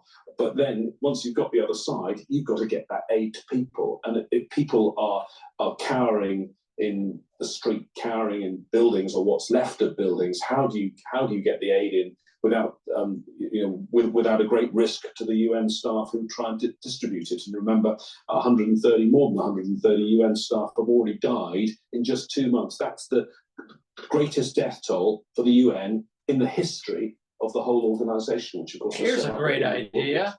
Why doesn't the international community, through its NGOs and this supply for humanitarian aid, actually tell the Palestinians, we are not going to give it unless we actually can see the hostages and make sure that they're being taken care of?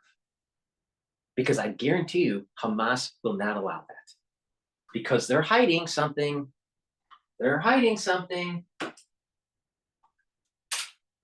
The UN chief said on Monday, he said that the current conflict between Israeli forces and Palestinian militants in Gaza, the world is witnessing an unparalleled and unprecedented level of civilian deaths compared to any other conflict since he became Secretary General. So it seems to be a consensus among UN officials that this is different. This is not on the same scale of other conflicts we've seen in recent memory.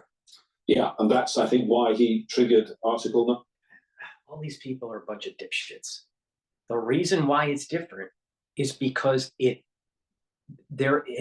straw has broken the camel's back, to use a phrase. Metaphysically, this is very different. And we are the generation that is the stepping stone for ushering in a messianic era that we will not benefit from.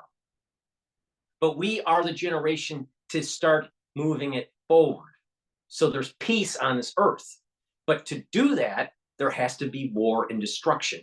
And the enemies of modern civilization need to be destroyed. And that is Hamas, Hezbollah, and Iran. They are Esau, and Esau needs to be killed. That's what they're seeing. But the thing is that all these commentators and everyone that's working at the UN think that they'll be able to do some sort of diplomatic agreement and peace that will be lasting. But it doesn't get to the root cause of the problem. And that is the covenant of the land and the rebuilding of the Temple Mount have to happen, independent of what humans think, independent on Orthodox Jews think, independent on what ultra liberals think, or even middle of the ground people. It doesn't matter what you think. It matters what is going to happen because of this metaphysical demand that is taking place, that has been written down for thousands of years. And even Jews that are on the liberal side, they don't even want to follow this demand. They're getting cursed. Don't you think that the international community in so many different ways will get cursed? Because the international community thinks that they're safe financially, with security, with their health. All three of those vectors are in danger zone. Are we really that secure? We're on the verge of World War III if we don't manage this thing right. Is our health really that secure? We got a serious thing happening pulmonarily, in this post-era crisis and aftermath and aftershock that is starting to emerge. Do you really think that your financial situation is that stable? You remember Lehman? And that's going to be a firecracker if there's a real curse that comes down on the international community because of how they try to peacefully negotiate this in some sort of Westphalian way that is antithetical to the actual precepts of the Bible and the Torah. And that the international community is going to actually supersede the covenant? Are you kidding me? You think that's really going to go down really well, metaphysically? Of course not.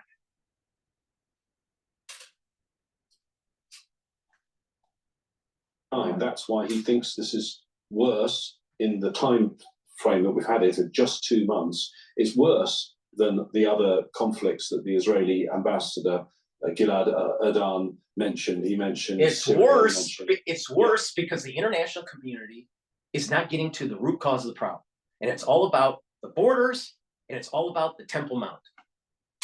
That's simple. He mentioned Ukraine, and why did the UN not trigger Article 99? The UN Secretary General not trigger Article 99 for those. And it's because the Secretary General of the United Nations, who has been doing this job, he's in his second term in the job, he believes this is the worst thing he's seen. And remember, this is a very experienced man. He was the Prime Minister of Portugal. He was the head of the UN's refugee agency before he did this job. And this is the worst thing he's ever seen. All right, James, thanks so much for talking us through everything that's happening. There's a metaphysical situation that is coming down that I said that was a big cloud. I said this multiple times months ago, that there was a cloud that was going to come around the world, and it was going to start on December 1st, and it was going to get worse and worse and worse. This is way before October 7th. I had no idea what was going to happen, to Israel. I thought it was more related to just the aftershock of the pandemic.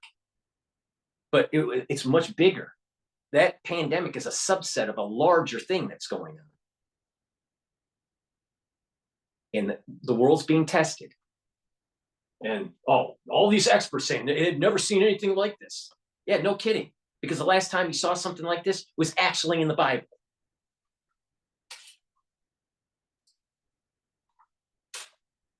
Process is continuing in the UN Security Council, so no doubt we'll come back. To make another point, don't you think that Pharaoh and all of his, back in the biblical times, Pharaoh and all of his aides and gurus, right? His priests, when they started seeing the plagues that were being mentioned by Moses, I'm pretty sure that his advisors, Pharaoh's advisors, would say, "I've never seen anything like this before." Yeah, no shit. for now. Let's go back to Kristen Salumi. She's at the United Nations headquarters. So, Kristen, talk us through now what kind of reaction are you hearing from Security Council members, from UN diplomats, now that we've had the US Deputy Ambassador basically say what you said you thought he was going to say?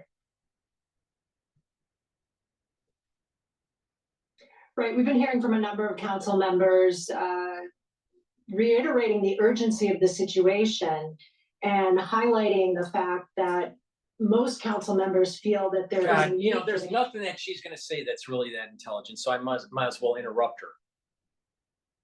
A lot of these council people actually came out of the Kennedy School out of Harvard.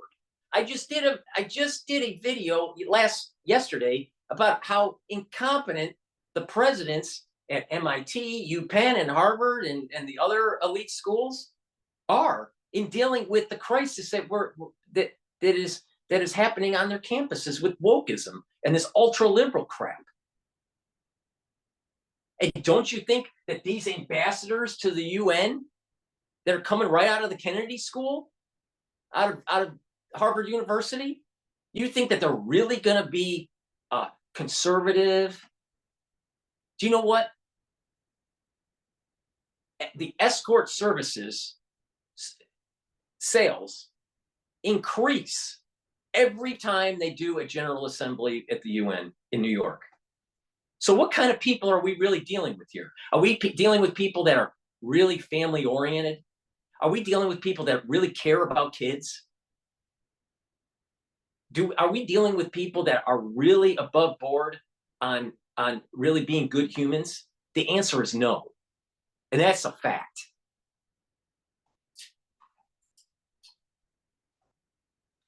To get involved and to act. Right now, France is speaking, the ambassador there saying that it's time for a lasting ceasefire in order to get this humanitarian situation under control. We heard from Malta also saying the time to act is now. So the pressure and the sentiment for action continues in the UN Security Council.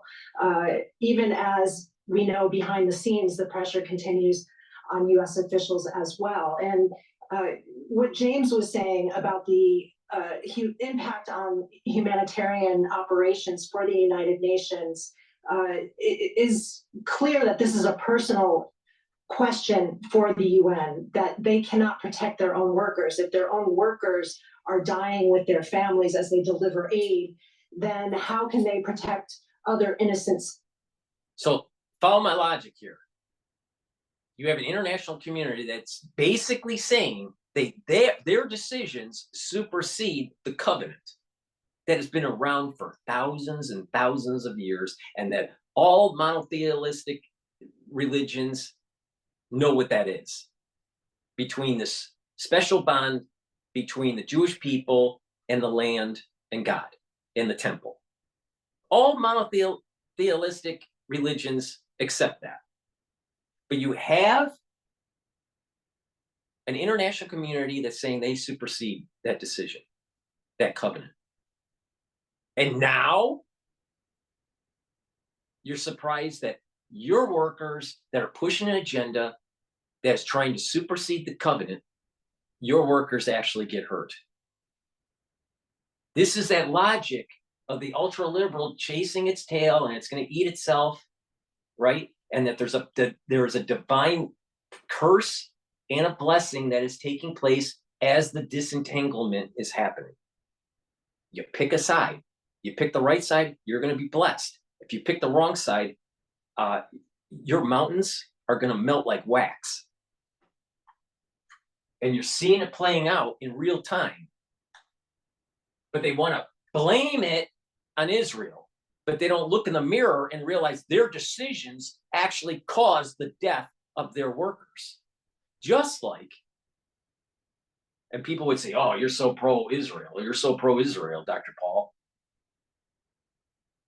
The ultra-liberal Jew, because of their decisions that they made, especially supporting some of the crap that was going on during the High Holy Days, they were punished and cursed. So even Jews can be cursed by picking the wrong decision. That's why I'm saying that everyone is to blame. Everyone. Even the ones that are listening right now, the ones that are watching on YouTube right now, you're to blame too. The question is, how are you going to make yourself a better person to move this world into a lasting peace versus expedient, pragmatic peace? They are two different things.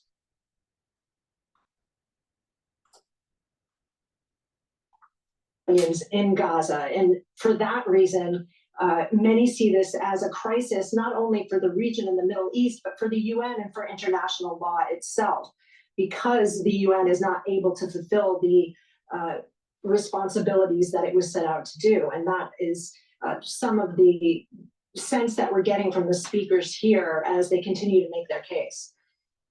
And so many of them came from the Kennedy School, from Harvard University, with their wokeism. Just now, we understand we're going to hear from a number of speakers, and then what we get to a vote in the next few, one assumes, minutes, hours. What are we looking at? And how long does that vote take? Or is there a possibility it could be delayed? There's a distinct possibility it could be delayed. It was supposed to happen during this meeting initially. That was what we were hearing yesterday. As of this morning, the vote was delayed till this afternoon, in a few hours time from now. That happening after the foreign ministers from several Middle Eastern countries meet with Secretary of State Antony Blinken in Washington, D.C. But we also heard from the French ambassador before the meeting a call to delay the vote even further, suggesting that they did not think it was going to be a successful vote. The French ambassador telling journalists, what's the point of having a vote if the council is not united? We need to come together and find wording for a resolution that everyone can support. He called for a delay even further until next week if necessary. Of course, in that time, the bombs are continuing to fall. People are not getting the food that they need. The Secretary General, I'll tell you, it would be that such a pleasant surprise to see an asteroid just hit the UN. You know, just one gigantic asteroid that's been floating out, you know, in space for, you know, a billion years, and then all of a sudden it just says, you know what, it's time to come home, you know, and, you know, it just, you know, settle the issue with the UN, because the UN is a group of people that are incompetent, they're on the take, and are morally deprived.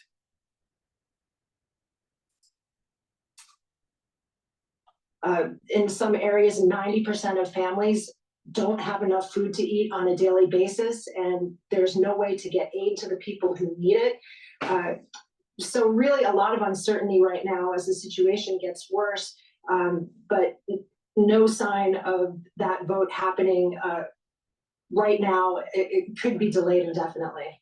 All right, thanks so much, Kristen. So we're there watching developments from the UN headquarters live for us from New York. And what we have been seeing live from the UN headquarters, of course, was a reiteration of the US position of standing with Israel and opposing the call for an immediate humanitarian ceasefire in Gaza. And as of today, Hamas continues to pose a threat to Israel and remain in charge of Gaza.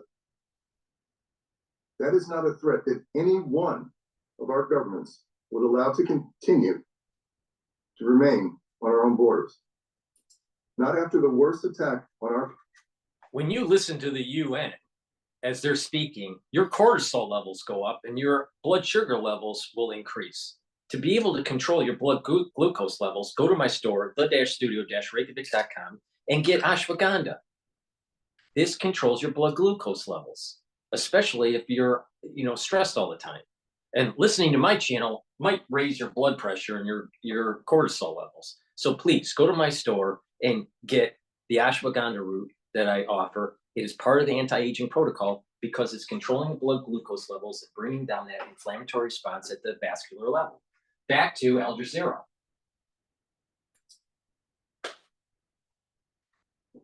In several decades. For that reason, While the United States strongly supports a durable peace in which both Israelis and Palestinians can live in peace and security, we do not support calls for an immediate ceasefire.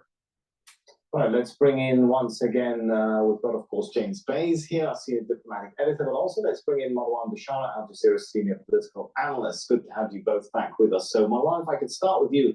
Listening to that statement from the US Deputy Ambassador, how do we interpret that? That's basically the green light for Israel to continue this campaign. Oh, yes, absolutely. But there was more to it than that. I think this is one of those gotcha moments in U.S. diplomacy.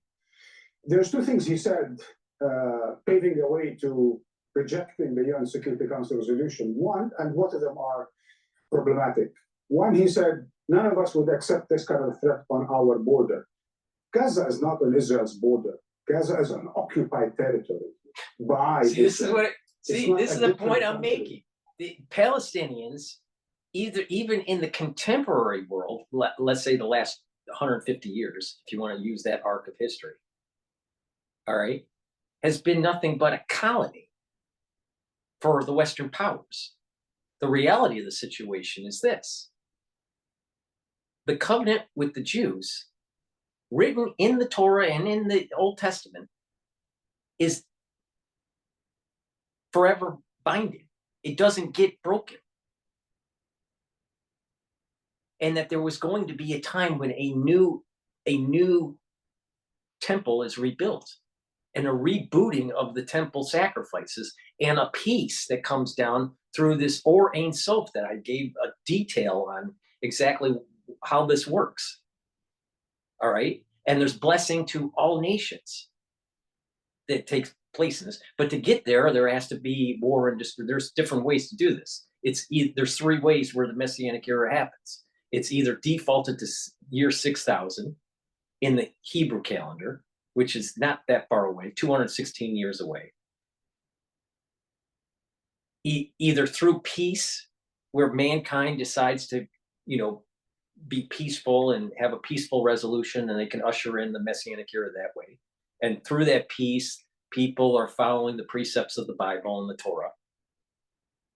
Or it's through people moving away from Torah and the Bible and being destructive people, and it's ushered in through war and destruction. Those are the three options. It looks like it's the latter option that is happening, because mankind doesn't want to be following the precepts, because we are stuck with ultra-liberalism that is eroding family units and destroying societies from within. Or we can have this thing default in 216 years. But it's going to happen. And this has been written for thousands of years on how this is going to play out.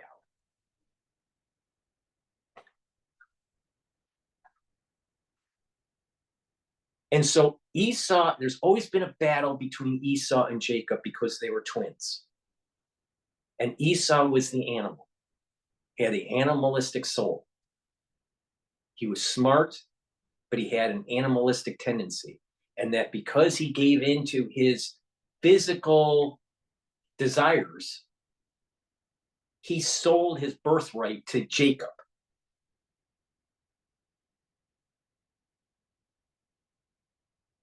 Esau is a killer. That's part of his soul root. Well, Jacob is more kind of scholarly and, was, more trying to be a more of a pacifist kind of person compared to Esau, right? We're doing comparisons here.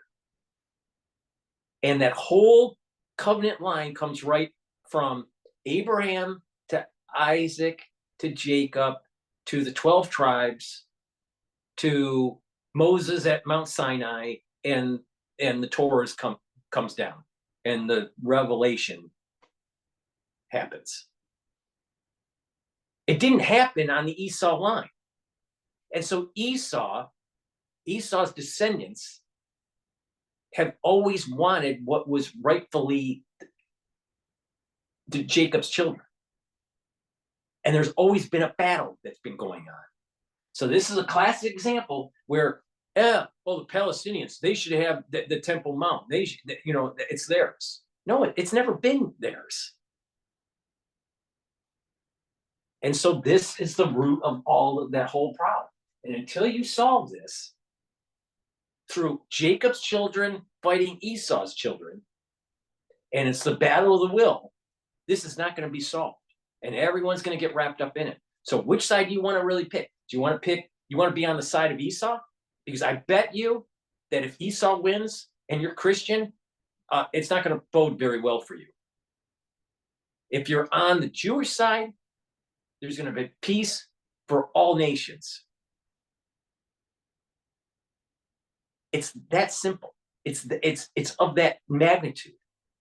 There's a simplicity in how I'm describing it, but there's a lot of hardship that has to happen to get there. You can see the goal. You can see where the solution is, but to get there is hard. It's hard. And that's why we're in the situation we're in. It's the battle of the will between Jacob and Esau. And even though I'm biased, I'm putting my chips on Jacob. Israel's border. That's why under UN and Charter and international law, Israel has no right to defend itself in occupied territory, such as Gaza, which has been recognized, including by the United States, as an occupied territory. What's one? Two, and that's a bit of the 51st state argument, right? That a lot of people have been making, that Israel is not just another state, it's the 51st state of the United States. Because watch what he said just a little while ago. He said, our people. This is the first time in decades. Maybe we should listen to that. Let's play it out again. I think, do we have it ready? I think he was just all right, we might being need, sorry, Marwan, I jumped the gun a bit there, so keep going. But we will play out that soundbite again, because I think it's important what you're commenting on, and we should listen to it again. But momentarily, while they're queuing it up, let me let you go. You know, there's this Israel. Anyone who knows Israel well knows that Israel spends a lot of energy trying to sound like and assimilated with the United States, because without the United States, Israel could hardly prosper. It couldn't even survive really in the Middle East without the assistance. That's true. The United States is supporting Israel, but it's a flat out fact that the United States is also supporting the Palestinians. The Palestinians are bolstered up more so by the United States than the bolstering of the United States to Israel. Now, obviously, because of the arms deals that the United States and Israel makes, militarily, the United States really bolsters up Israel. But, you know, both of those nations, the Palestinians and Israel, would not be self-sufficient at all. So they need the funding from the United States, both sides. And the Palestinians would implode first because they're not very productive people.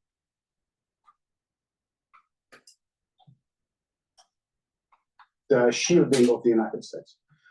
But be that as it may, now with the Biden administration the past 2 months have been parroting the Israeli lines. Sometimes you would think they were basically taking exactly the same words, phrases, and sentences and using them in their own statements. And now the U.S. envoy was saying, not for decades have our people, not the Israeli people, our people suffered such loss. Right, well, I believe we do now have the soundbite ready to play out again. So let's listen in again. He's talking about 9/11. And as of today, Hamas continues to pose a threat to Israel and remain in charge of Gaza. That is not a threat that any one of our governments would allow to continue to remain on our own borders. Not after the worst attack on our people in several decades. For that reason, while the United States strongly supports the durable peace, I interpret that as 9/11, and he's talking in that last part of what he just said. It's 9/11 and the U.S. citizens. That's the interpretation I have. Which both Israelis and Palestinians can live in peace and security. We do not support calls for an immediate ceasefire. So quite significant that our governments and our people. Our government is one thing. None of us could imagine that this would happen on our border. He's reading into something that doesn't Gaza is exist. an occupied territory. It's not just. It's not Mexico. Okay, it's not Canada. Al It's occupied territory. Jazeera's senior But the most political important analyst. part is when he talked about that we haven't had that kind of an attack on our people. That's 9/11. Israel. It's 9/11. He's talking about 9/11 and the American people. That's what he's saying. He's reading it. Israelis, not ours. These are not American. You know, Israel is not the 51st state. It's an independent Yeah, state. just try to weave some logic into your stupidity. Come on. So for the American envoy to actually echo the thing that we've been talking about for the past 2 months, is that you don't know anymore when it's the American speaking for America or when it is America speaking for Israel. It's just getting so confusing because Biden and Blinken and others have been parroting the Israeli. It's real simple. If the United States sides with Jacob, it will be blessed. If it sides with Esau, it's going to be cursed.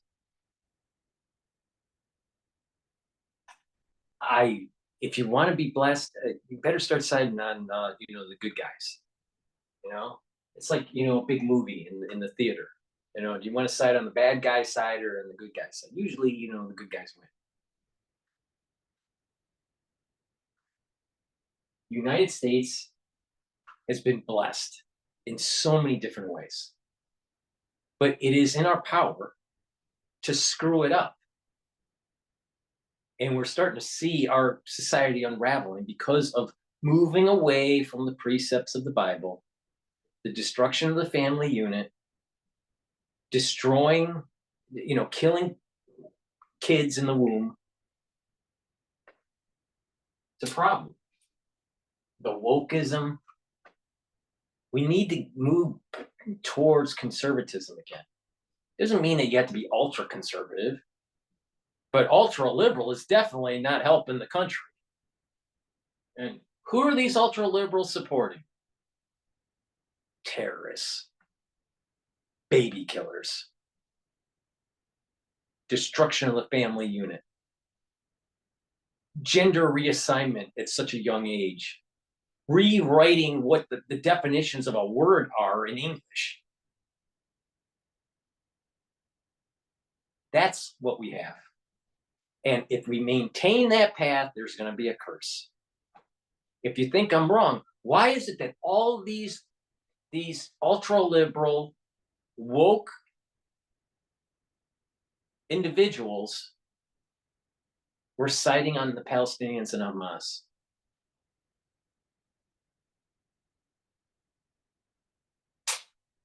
Wake up. Wake up.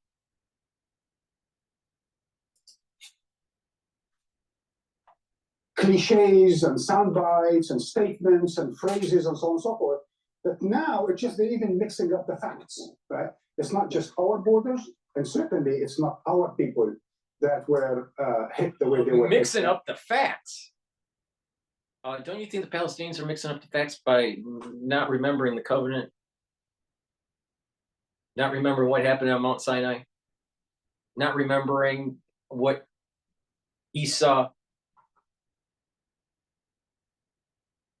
was and is through his descendants? That's mixing up the facts, dude. But you're on Al Jazeera as a senior. Senior means experienced and has some wisdom and some understanding and some knowledge.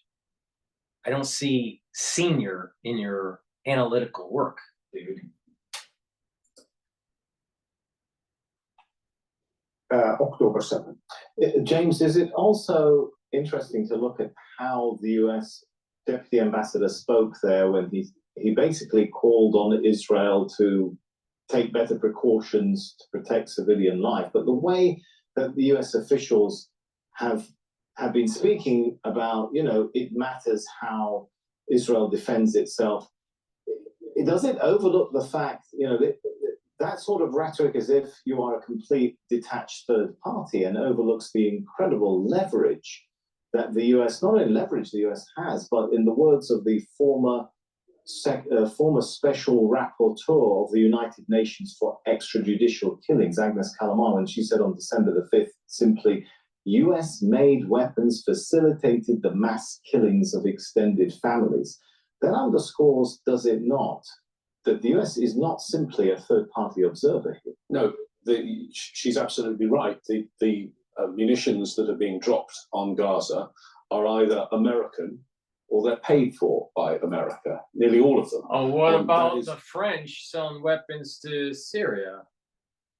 Oh, what about Iran supplying weapons to Hamas and Hezbollah? Oh, see, there's a bigger, see, if you just tease out one thread of this, you don't get the, you don't get the big picture. You got to look at the whole sweater, all right? And the whole sweater is that there's this battle that's happening between the children of Jacob and the children of Esau. And United States is primarily, because of its Judaic and Christian background, is on the side of the children of Jacob, not of Esau.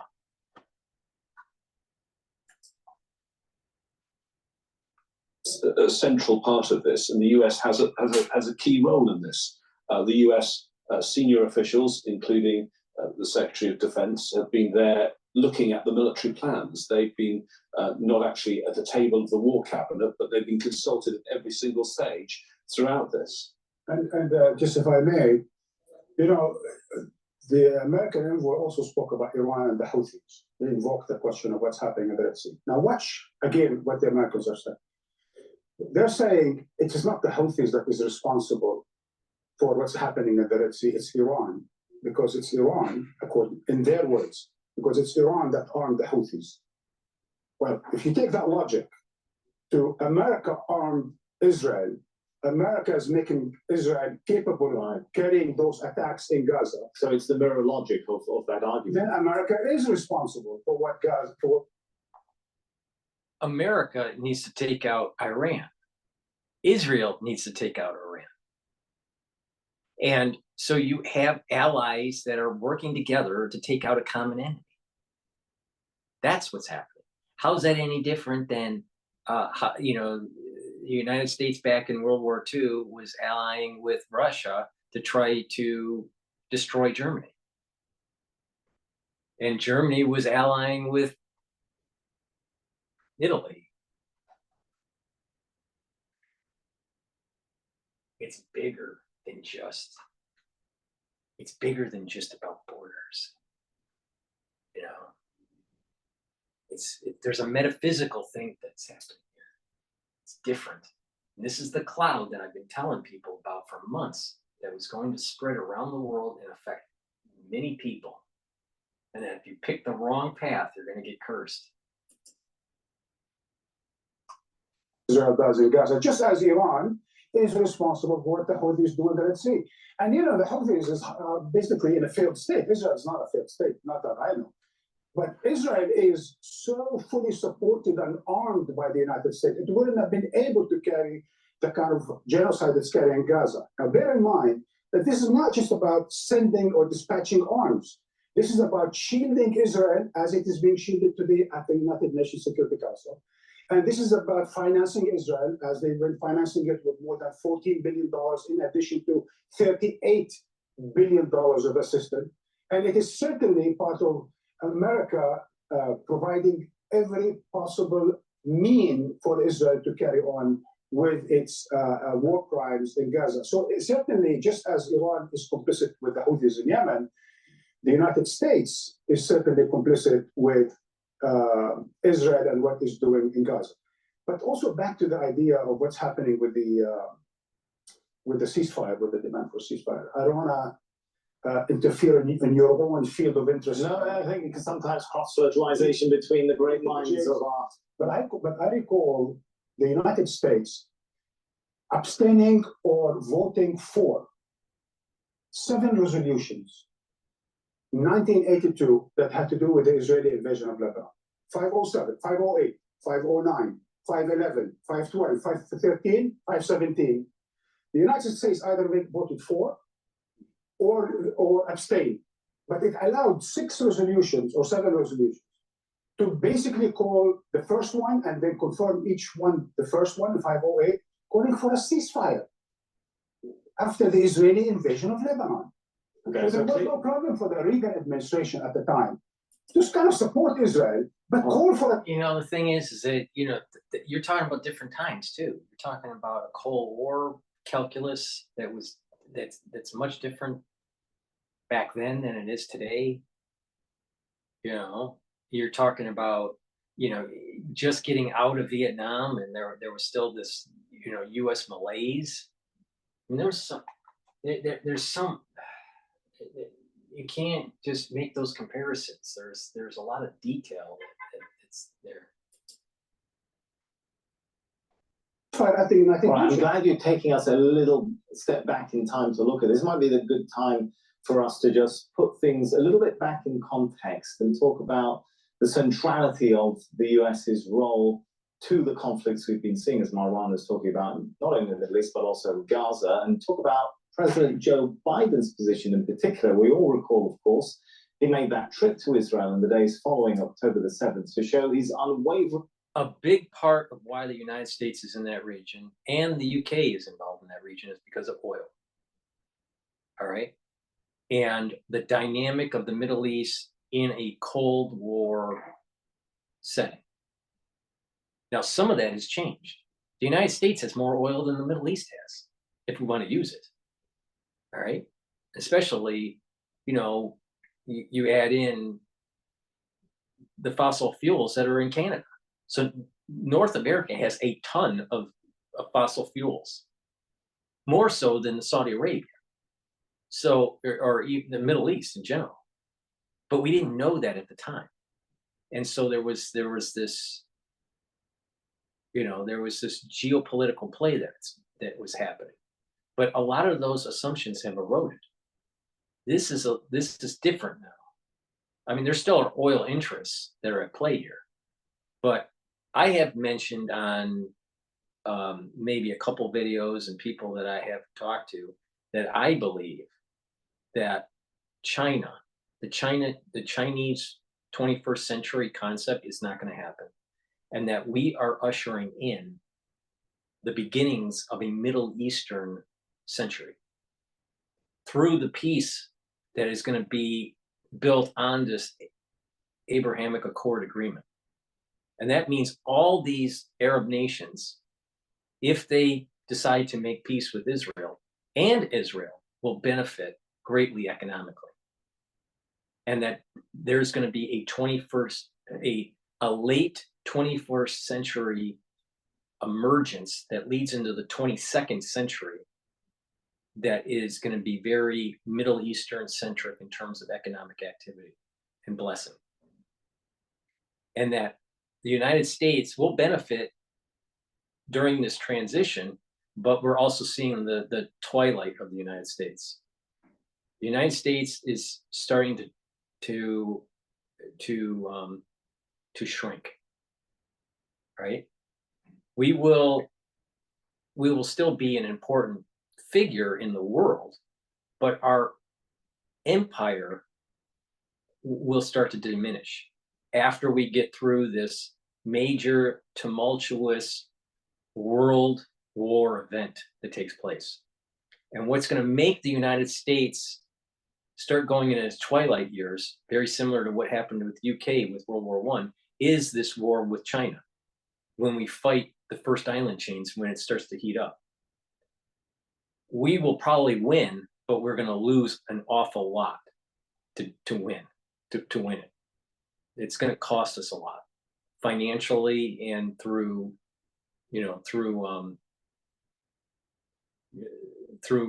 our own soldiers, right? We probably will win it, but we're not going to emerge as a superpower anymore. We'll emerge as a lessened superpower.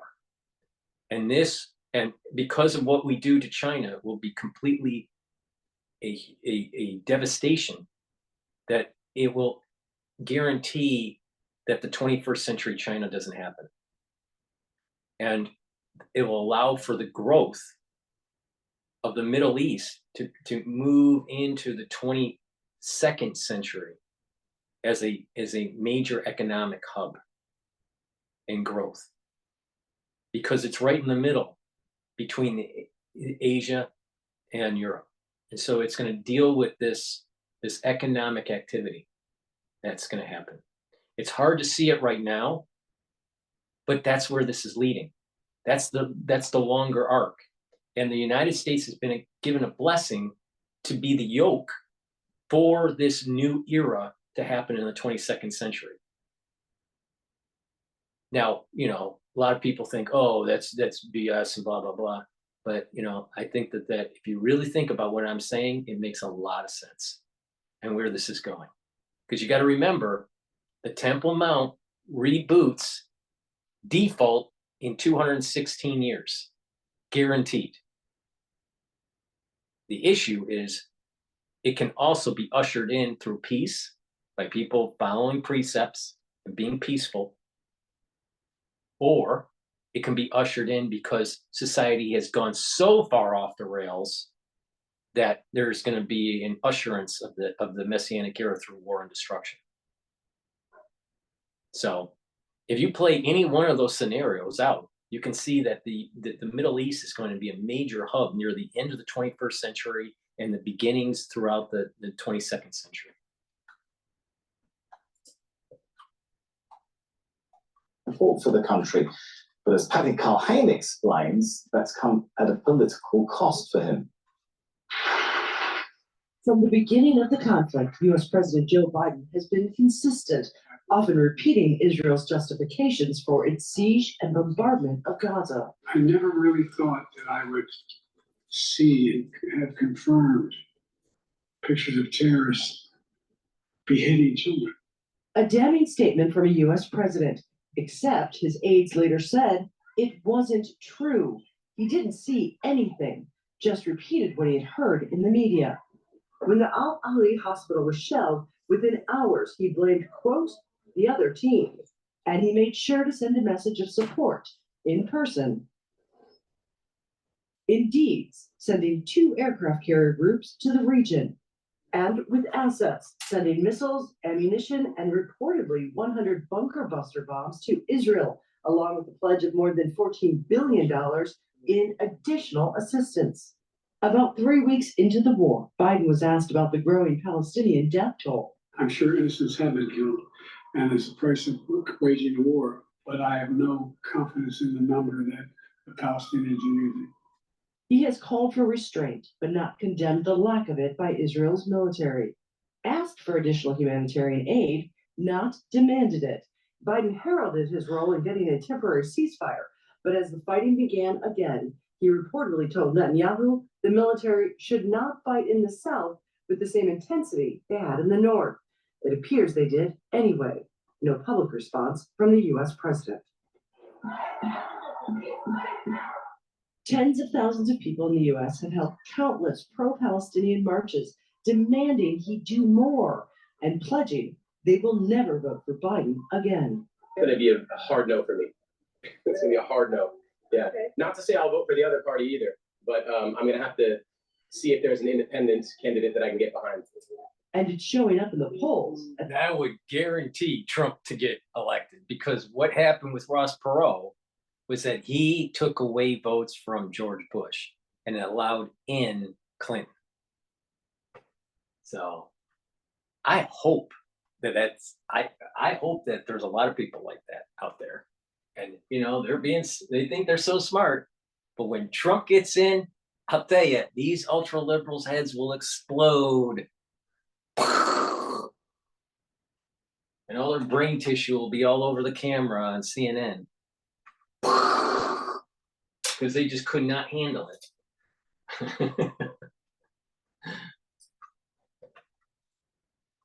American media keeps pointing out he is 50 points underwater with the youngest group of voters. Political analysts say this could cost him as he seeks re-election. His support has decreased now to 17% of the Arab American electorate.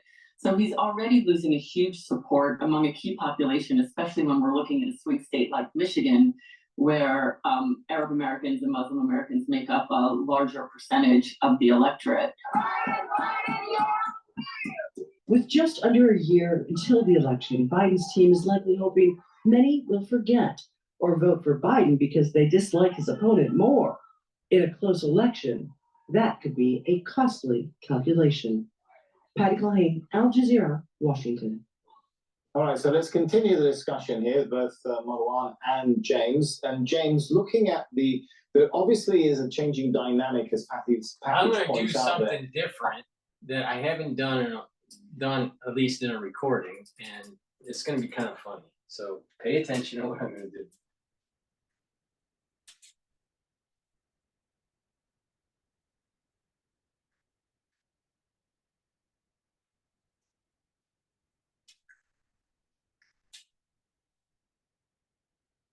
Okay, we're going to start a new segment on PNN called Royal Watcher. Why? Because the whole world is going to hell, and we need to understand what's happening to Meghan and Harry. All right? Because they're important people. All right? Very important. So let's dive in to what's the latest and greatest on Meghan and Harry. This is the Royal Watcher.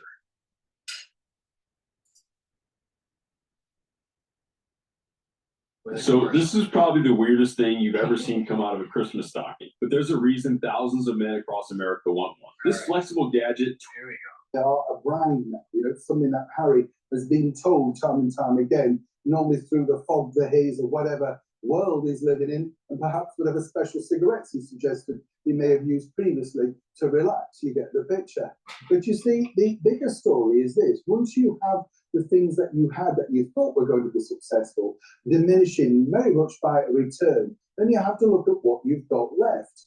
And in the case of Harry and Meghan, as they showed this summer in the very heart of Germany, Dusseldorf, well, really this sort of, some might suggest, hijacked an event that necessarily shouldn't be about them, but are things now about to take a turn for, some might suggest, the worst. As ever, let me explain. Hi, good morning, how are you? Nice to see you today. By the way, in 1955, I always like to give you a little bit of knowledge, yes?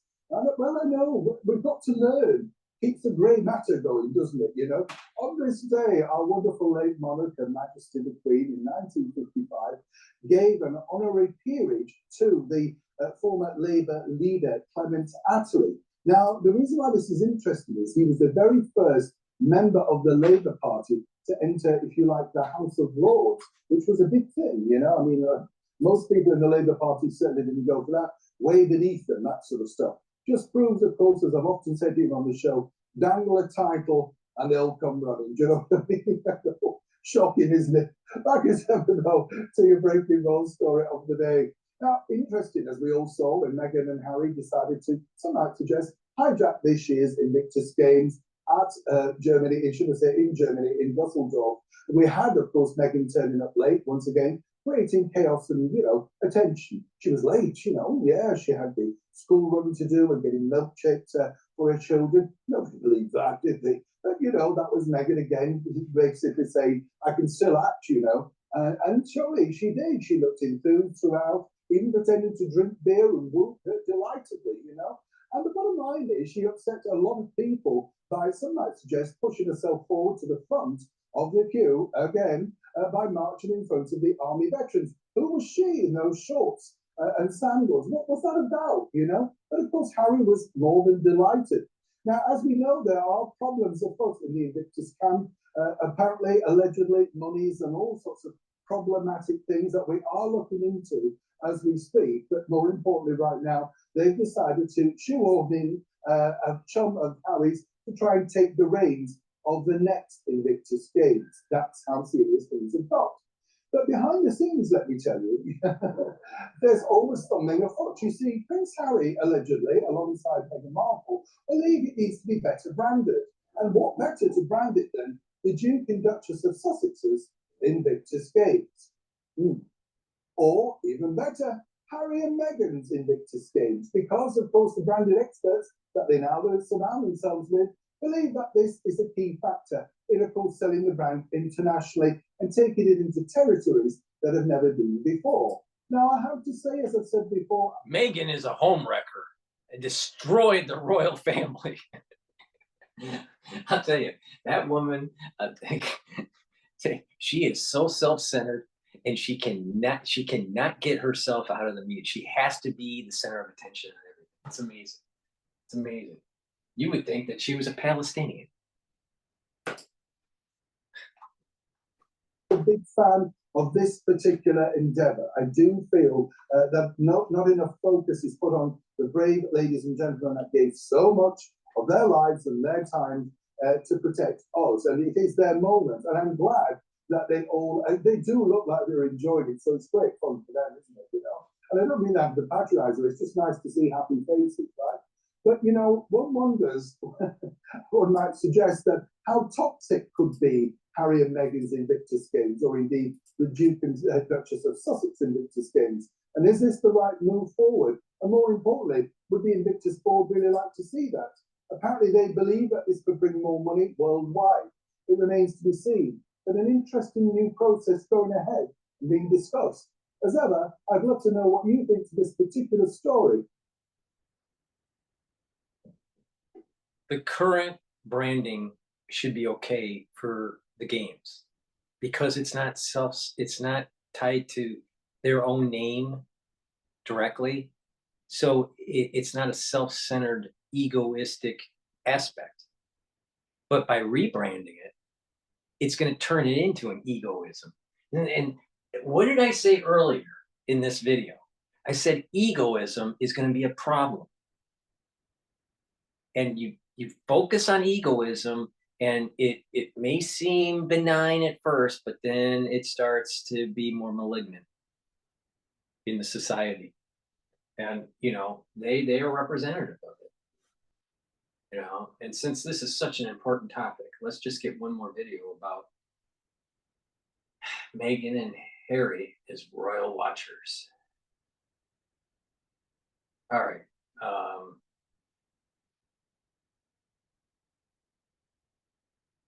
This is really important. Meghan Markle might be dropped from Hollywood agency over Endgame fallout. Oh my God, what's going to happen to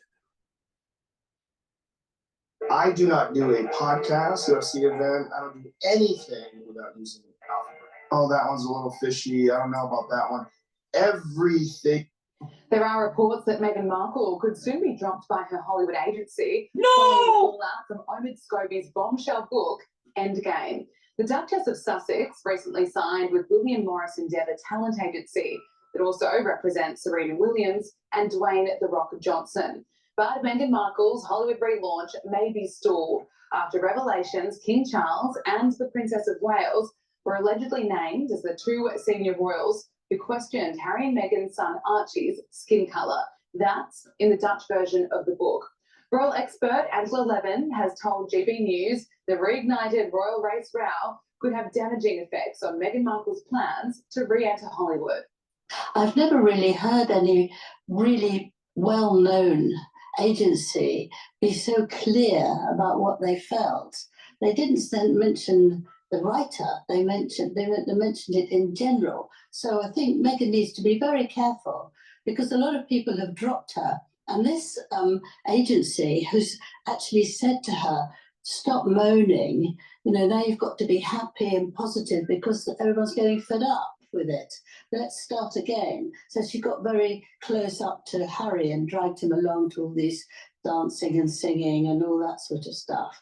But if he now feels he's got an even harder job to do to get her famous and in terms of what she's doing, not just because she's married to Harry, it's going to be difficult. Do you think there's a chance that the talent agency might? Remember I said, are egoistic if you're not true to your principles, right? And people can disagree with you, but if you're not true to your principles and you're fake, one, it's obvious, and two, a lot of times bad things will happen to you. A curse. Don't be so egotistic. Be more helpful for people. And, you know, don't try to be the center of attention in everything. But because of Meghan being the way she is, right? She comes off very, very fake. It's not just a perception, it's reality. Right? It seems like it's reality. I don't think it's a perception issue. It's really a reality issue, right? Of her personality. But she's emblematic of a culture that is taking Western society, modern society, off the railroad tracks. And this is the reason why I'm playing Royal Watcher, because we can learn something from these types of people. What not to do. Back to the Royal Watcher. Drop back a mask. Yes, why on earth are they saying that? They keep quiet. The royals have not responded to the allegations or claims made in Endgame, and author Omid Scobie blamed a translation error made by the publisher. Recently, animated American sitcom Family Guy took aim at Harry and Meghan for their lucrative Netflix deal and partnerships. That's fine, I'll go it alone, just like Meghan Markle and Prince Harry. Sir, your millions from Netflix for no one knows what. Put it with the rest of them. Babe, time to do our daily $250,000 sponsored Instagram post for Del Taco. I shouldn't have left the made-up nonsense. Sky News host Rita Panahi described Endgame as a catastrophe. Is the new book about Harry and Meghan and the end of the royal family. It is called Endgame. It's garbage. But we have decided to take one for the team. We're going to read it so you don't have to. We are going to take you through the best or worst bits of this catastrophe. And I think this is going to get us into heaven, Paul. Let us hold hands and go through the pearly gates. It's written by a bloke who is clearly very Harry and Meghan centric. Oh, he's their unofficial spokesperson. And I tell you, we have taken one for the team here. We've read this catastrophe, so you don't have to. Thank you so much. We begin Endgame with, if you could all please turn your hymn books to page. It isn't even numbered. That's a good sign. All right. Good start. So this is all apparently about the end of the royal family, in part because of their attitude towards Harry and Meghan. Endgame. The final stages of a chess game after most of the pieces have been removed from the board.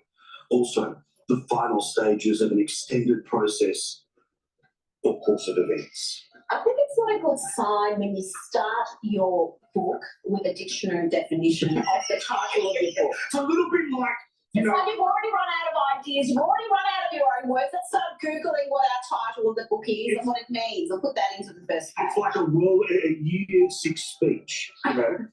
Yeah. Freedom. The Oxford Dictionary says freedom. All right, now. Let's see if it gets any better. I have no doubt. Page 7, part of the prologue. Please do. And it's, I think this is all about the king. The question remains, is he up for the job? Immediately after the Queen passed away and ordinary citizens were still shedding tears, the new King Charles made headlines after cameras caught him throwing a tantrum over a faulty pen. A stubborn eccentric who has spent most of his life waiting and planning for his ascension, even at the cost of his relationship with his own sons, the former Prince of Wales, is not only far less popular than his predecessor and his successor, his mother, and his son. He has also been a thorn in the side of the institution. It's interesting that he focuses here on that pen incident. Yes. And you can understand why the king was upset. I mean, they had planned for that day for possibly decades. His mother's just left us.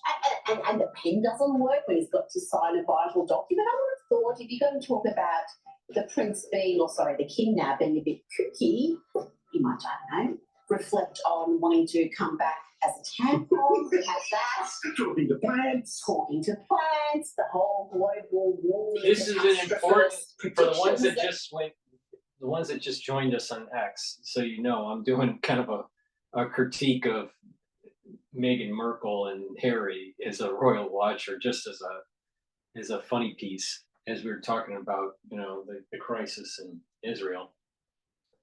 But there is something to be learned from the incident with these royals. All right, and I'm being serious now. The king in the pen incident, most people have seen the video, and that he has been waiting to be quote king for a long time. He's been waiting for, you know, his mother to die, right? The queen.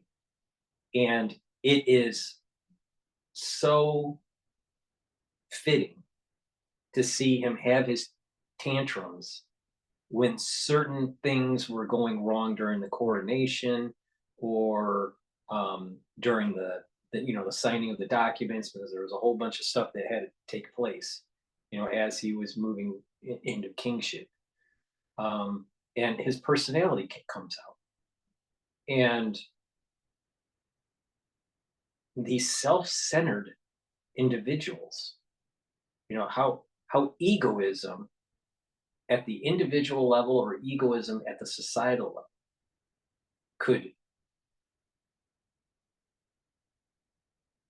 bad things can happen. Some are very benign, like ink leaking, you know, leaking out on his finger. But other things can be more malignant, like war and destruction.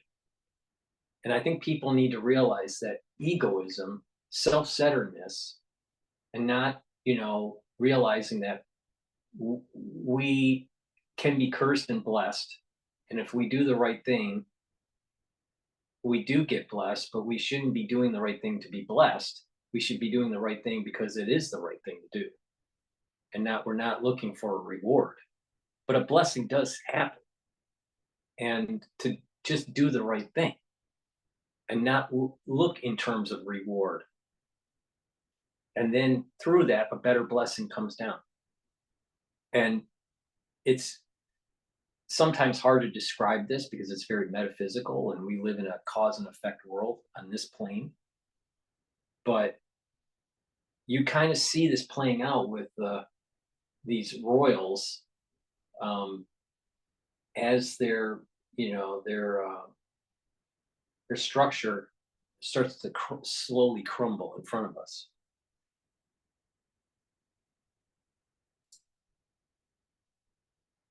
Guilty of making every 12 months we're at the end of the world. But no, we don't have any of that. No, the pen. The pen is the pen is the where Charles is demonized. You see, you don't understand. You see, the pen's mightier than the sword of which a king or queen wields to make people knights of the realm. See, this guy's got 4D chess. That's why he mentioned chess at the start of his book. It's all coming together, Paul. This is spooky. I'm getting tingles now, people. I'm getting tingles. All right, so that's episode of The Royal Watcher. Now what we want to do is go back to Al Jazeera and get higher blood pressure. Is seeing a change in the dynamic of the US position, particularly listening to what we heard tonight in the Security Council? Well, certainly I think we've seen a slight change from those very early days when we get out your magnifying glass. Those early days when President Biden went to visit the Israelis, and it was full-throated support for Israel in every single way. And in terms of Israel's right to defend itself, and they haven't completed their military objectives, that's still there. But there is a slight note now, which we've seen developing in recent weeks, of urging caution on Israel. They repeatedly say that there are laws to war and Israel needs to respect them. What they never say is Israel is not respecting them. They never actually call out Israel for that. Some tough comments or tougher comments on the situation in the West Bank, but no comments on what so many people around the world, so many lawyers, so many human rights groups say are war crimes. Marwan, we have seen historically moments where US presidents were able to draw something of a red line for Israel. What's happened now? Well, look, I mean, just quickly, Biden started with a hyperbole. Hamas is like ISIL. We support Israel 100%. We're going to send them arms, a lot of money, billions of dollars. We're sending 2 armadas, 2 aircraft carriers, nuclear submarines, and so on and so forth. We went from that kind of hyperbole, that kind of support, that kind of no daylight. No. to the aircraft carriers and the nuclear subs are to deal with the potentiality of a much larger conflict. And so we're not caught off guard, especially if it needs to escalate towards Iran. That's why they're there, not because of Hamas. Now, this brings up the bigger question. Should this war, which I think it should this war be elevated to attacking Hezbollah and Iran at the same time? And I take the stance, yes. So, you know, their positioning in the Middle East with the aircraft carriers and the nuclear subs is prudent, especially if there needs to be air support or, you know, an offensive attack on Iran.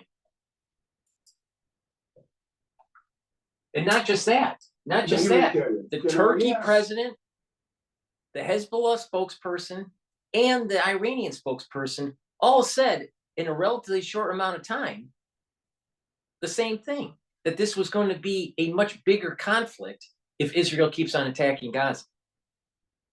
So, you know what, aren't we supposed to believe what these spokespeople are saying? If you have a spokesperson that's saying, oh, we're prepared to kill you and make this a global event, you know, shouldn't you take some of the things that they're saying to heart and prepare? I would think so. Support 100%, but the poor Palestinians, we need to give them some aid, some help, perhaps some food before we kill them. Why bomb them when they're starving? Let's kill them as they have on full stomach, and so on and so forth. We went through the humanitarian. I think now, at this point in time, we are in the helpless American position. We went from hyperbole to humanitarian to the helpless. Americans are helpless. They cannot influence Israel to do what Israel needs to do in Gaza. And hence, they are either changing the subject to weaponize, for example, rape, and start talking for all of a sudden about rape, or they're talking about the West Bank and hooligans in the West Bank, because they can no longer talk in serious face about what's happening in Gaza. It's about the battle between the children of Jacob and the children of Esau. And it's battle royale, it's cage match, right? Battle to the death, all right? That's what's playing out here. And Esau is antithetical to Western values.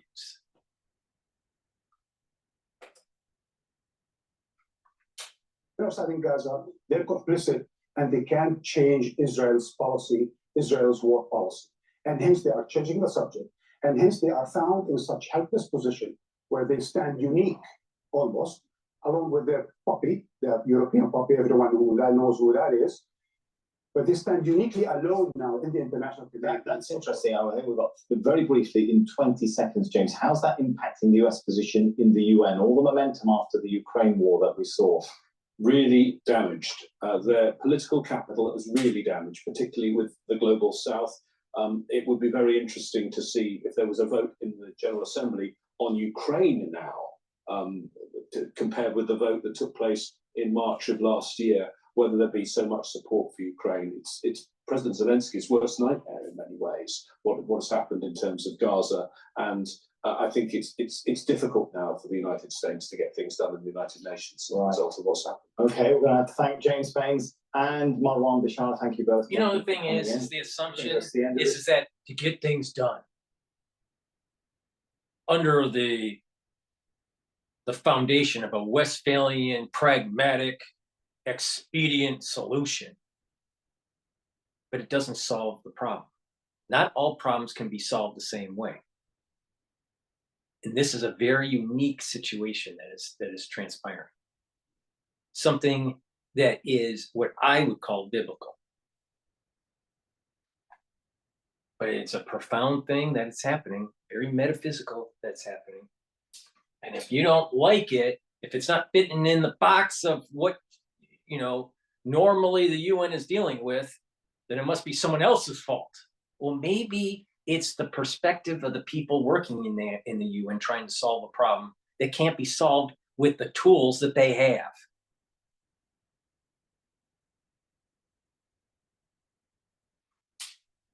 battle royale, you know, in this whole thing, and you know, just let them duke it out. We're back at the top of the hour.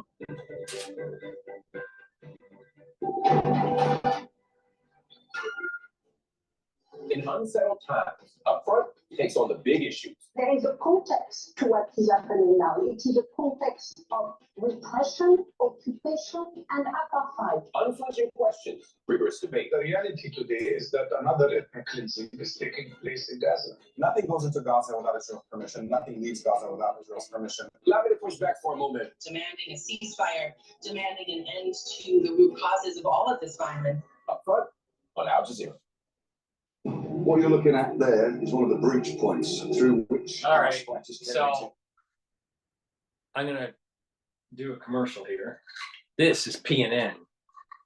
Please go to my store, the-studio-reykjavik.com, and get the resveratrol that I have. It is a strong antioxidant and it helps to get rid of senescent cells. This is a great add-on to the protocol for the anti-aging and to, you know, boost up your health. I have vitamin D3. It helps to absorb calcium. It is vitamin D3 is also a gene expression cofactor, and it will help to get rid of apoptosis cells. You know, if the cell needs to go through apoptosis, especially if it's been infected through a pathogen, one of the things that you need is D3 that will help to get rid of it. All right, on top of, you know, a boost immune system. Turmeric, very important to bring down that inflammation. It's also an antioxidant. If you notice the theme of my anti-aging protocol, it's about boosting the immune system, neutralizing pathogens, bringing down that chronic inflammatory, pro-inflammatory response, bringing down the reactive oxygen species, the free radicals, by taking the C60, and boosting up that immune system. Right? Neutralize pathogens with structural nanosilver liquids and gels.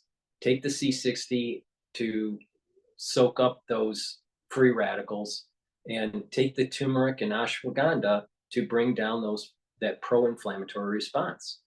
All right, and that'll go a long way in improving your health. But you add in stuff like multivitamins and B complex and the D3 and the resveratrol to boost it up, right? You do this regularly, you are going to improve your health, boost up your immune system, and slow down the aging process.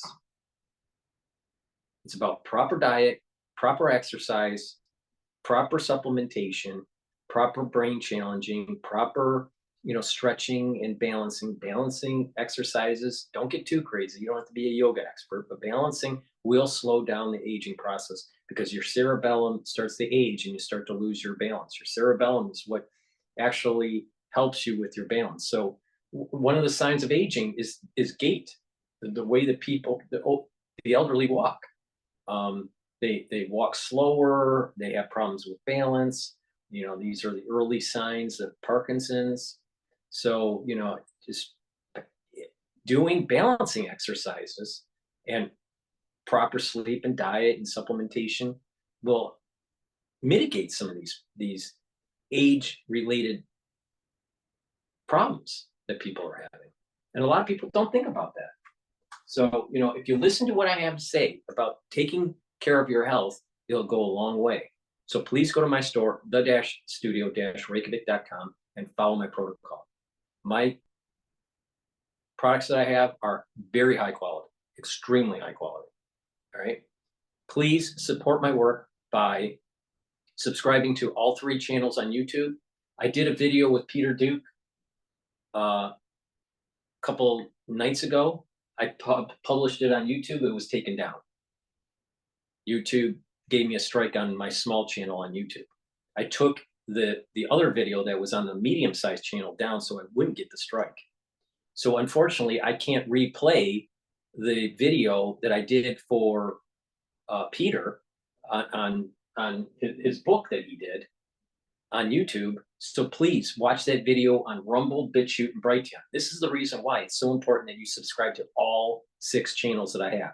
I have 3 channels on YouTube, Brighteon, Bitchute, and Rumble. Please subscribe. All of those links are in this video and all my videos. So click the link, subscribe.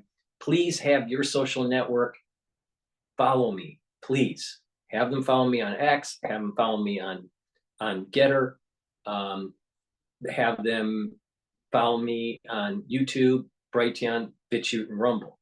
All right. Give them the links, ask them to follow.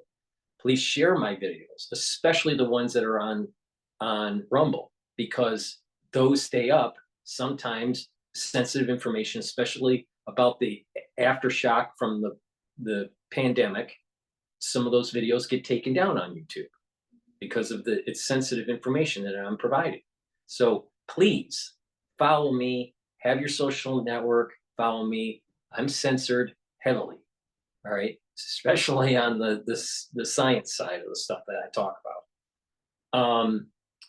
And please go to my website, the-studio-reykjavik.com, and if you can, to help support my news coverage, please donate on Stripe or PayPal. You can donate on my website, or you can donate through Buy Me a Coffee. Link is in the description of this video. Or you can be a paid subscriber to my Patreon channel as a paid member, and that will help to support my news coverage. All my coverage about the news, about how to improve your health through the aftershock of the crisis, this post era, this issue that's going on with the geopolitical things that are happening in the world with Israel and with China and with Europe, all these important things, what's happening in the finance.